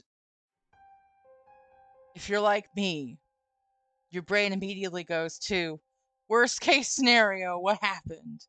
And Yep. these are people's realities. This is what's happening every day. Someone is living that nightmare. Someone is living that worst fear. And if you know something about something, say something. If you know something about something, that sounds so fucking vague. But realistically, like, especially with missing persons cases, people going missing, even today, having that knowledge could help someone rest easy, even Yeah. if it is a worst case scenario. Yeah. And sometimes what seems inconsequential to us could actually be the biggest break anybody needs to be able to find the truth. It could be that one key thing that connects all the dots for Yeah. someone who's actively looking. Yeah. So, I mean, definitely, if you, yeah, even if it's just a local kid in your town and, they'd made mention to you that they were wanted to go off somewhere else or they were running away from home. You know, if somebody's asking about that person and you know anything, let somebody know. Yeah, with missing persons cases, anything, any bit of knowledge. And it's kind of the catch 22 because, again, a lot of the times investigators are having to weed through so many different false leads, um, which can waste time and resources going down those. But it's better for them to have checked than to brush off the one thing that could lead them to this person safe and sound, or lead them to this is what happened to so and so. Exactly. Whew, that's some scary. This has been a very scary, very scary, real ass thing. Um, let's let's wrap the spooky stuff up though. Let's let's try to change our focus for a little bit. I know we talked about a lot of stuff. We've covered a lot of ground, spooky wise. But I really appreciate you bringing all this stuff to for us to talk today. I didn't do as much research as I could have done, but on the fly, I made it work. Um, That's and what I counts. definitely have some more info for in the future doing some more of these because this was definitely a really interesting topic to cover. I really do appreciate you like, hey, let's talk about this. Um, Mhm. but I wanted to kind of switch the kind of as we're kind of approaching the close of this, switch the focus a little bit to you. So Oh, no. yes, that's it. We're talking about you. No, The hooray! scariest bit of all, a promo. No, so I know you do the Twitch streaming. You're working to get your affiliate status. So I know you're doing that, and I know you do a lot of spooky, scary games, some puzzle games. Um, and I know you've also been doing demo testing where you're like, let's do a demo together, which I Yeah. love. Yeah. I absolutely love that. Um, Chat, if you haven't already done so, feel free to check out Innocent Stuff. Let me do a shout out because I'm so cool and I know how to do that because I'm a freaking professional. Bam. I did it. You were last playing Goose Goose Duck. Yeah, I know you've got stuff on VOD too, but I know you're still working out your streaming schedule. Cause life finds a way. Yeah. But is there anything upcoming that you want people to take like kind of look forward to? Um, I was thinking of possibly doing another stream either later this afternoon or tomorrow. Maybe some more runs on Ghosted or something like that. Right now, having just got my children back into school, my schedule's all messed up. So, I mean, I could pop in at any time starting stream. I know I slacked off because of a lot of stress that was going on since it's Yeah, been a little moves bit do since I that. streamed. And I need to knuckle down and get back with the program.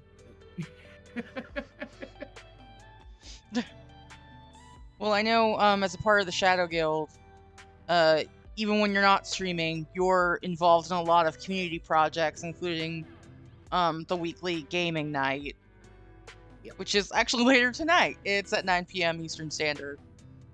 Um, I Yeah, think today you're gonna be because I know we're doing a few different things. I know you're gonna be joining for the later half of stuff.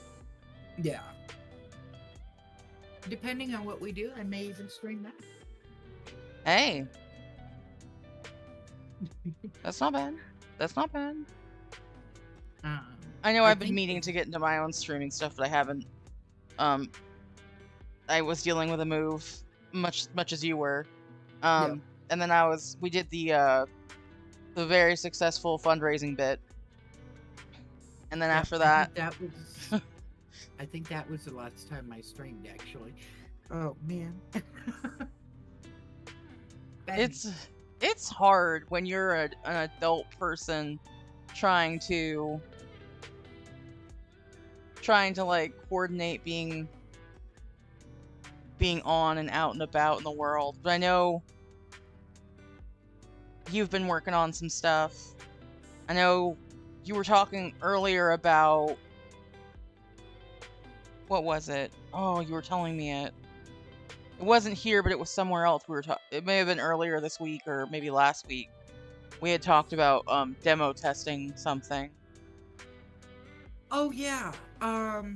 We were gonna do a joint stream of it. It's potion permit. Yeah, I know we were talking about that. And there was another demo game you were talking about too. And I can't remember. Hmm. And I know you and Archie, I don't know if you guys have streamed it yet, have been kind of like testing out the waters with that new the ghost game, Ghost Watchers. Ghost Watchers, which I know we played Phasmo a lot. We still play Phasmo. Um, but when they had the April Fool's update, when they were trying to tell us they were gonna have ghosts drag you, that was my favorite thing. I was like, oh, really? And then they were like, just kidding. I was like, oh man. But this Yes. game actually does that, where it Oh drags yes, it you. does. Uh, the fun thing I noticed the other night playing with Archis is, and it didn't dawn on me before, because we had jumped from Ghost Watchers over to Phasmo that night. And when I got killed in Phasmo, I noticed the way the hands grabbed, and I looked back at Ghost Watchers. When they drag you, the first thing you see is the hands coming around like they do in Phasma, and then you're being dragged off. And Ooh. it's so much fun. So what I'm hearing though is that it's upcoming. There's going to be more stuff, more content. Um, and the best way for people to know what you're going to be doing is to check you out. Is to just, follow. Which I fully I'm here to support anyone on their journey to affiliate, if for nothing else, just because it makes people happy. So if you guys are here, if you can, hit that follow button on Innocent. I know she's working on getting those hours, getting those follows up to be able to do affiliate. I'm very pumped on your behalf because I know that that's a fun journey. It takes a bit of time, but it's definitely, I'm excited for you. It's going to be great.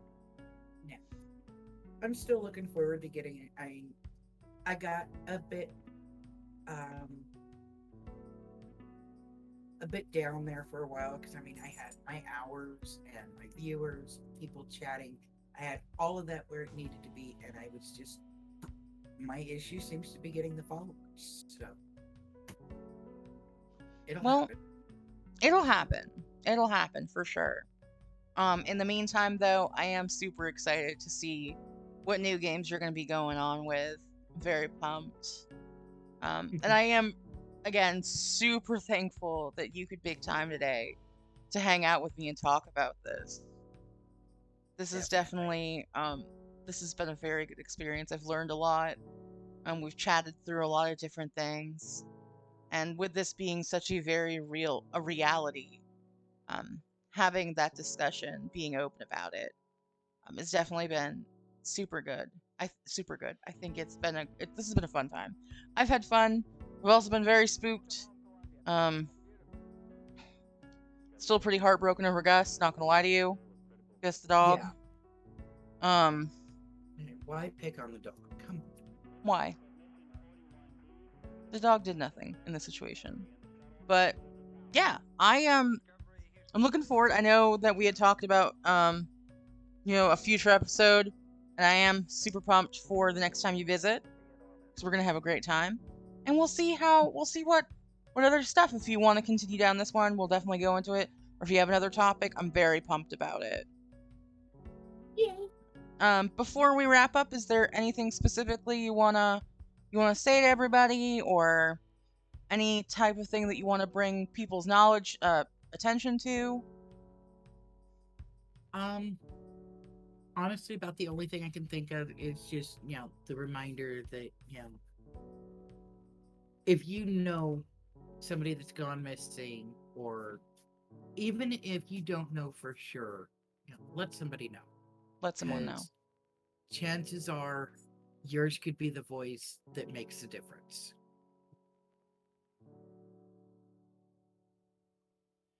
That's exactly it. Thank you so much, Innocent. I love you, and I'm so happy that we got to hang out today. Thank you, Bunny. I love you too. And it has been a delightful journey, even with the goosebumps. Even with the goosebumps, exactly. So let's look to see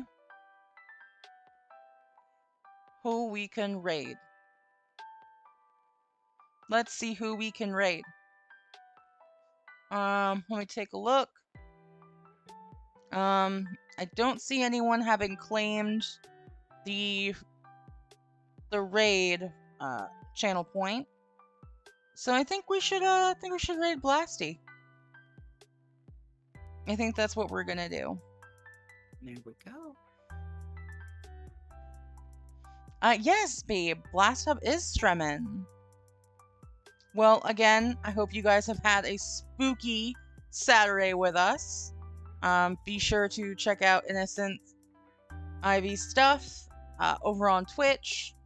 Feel free to join us over at the Shadow Guild tonight.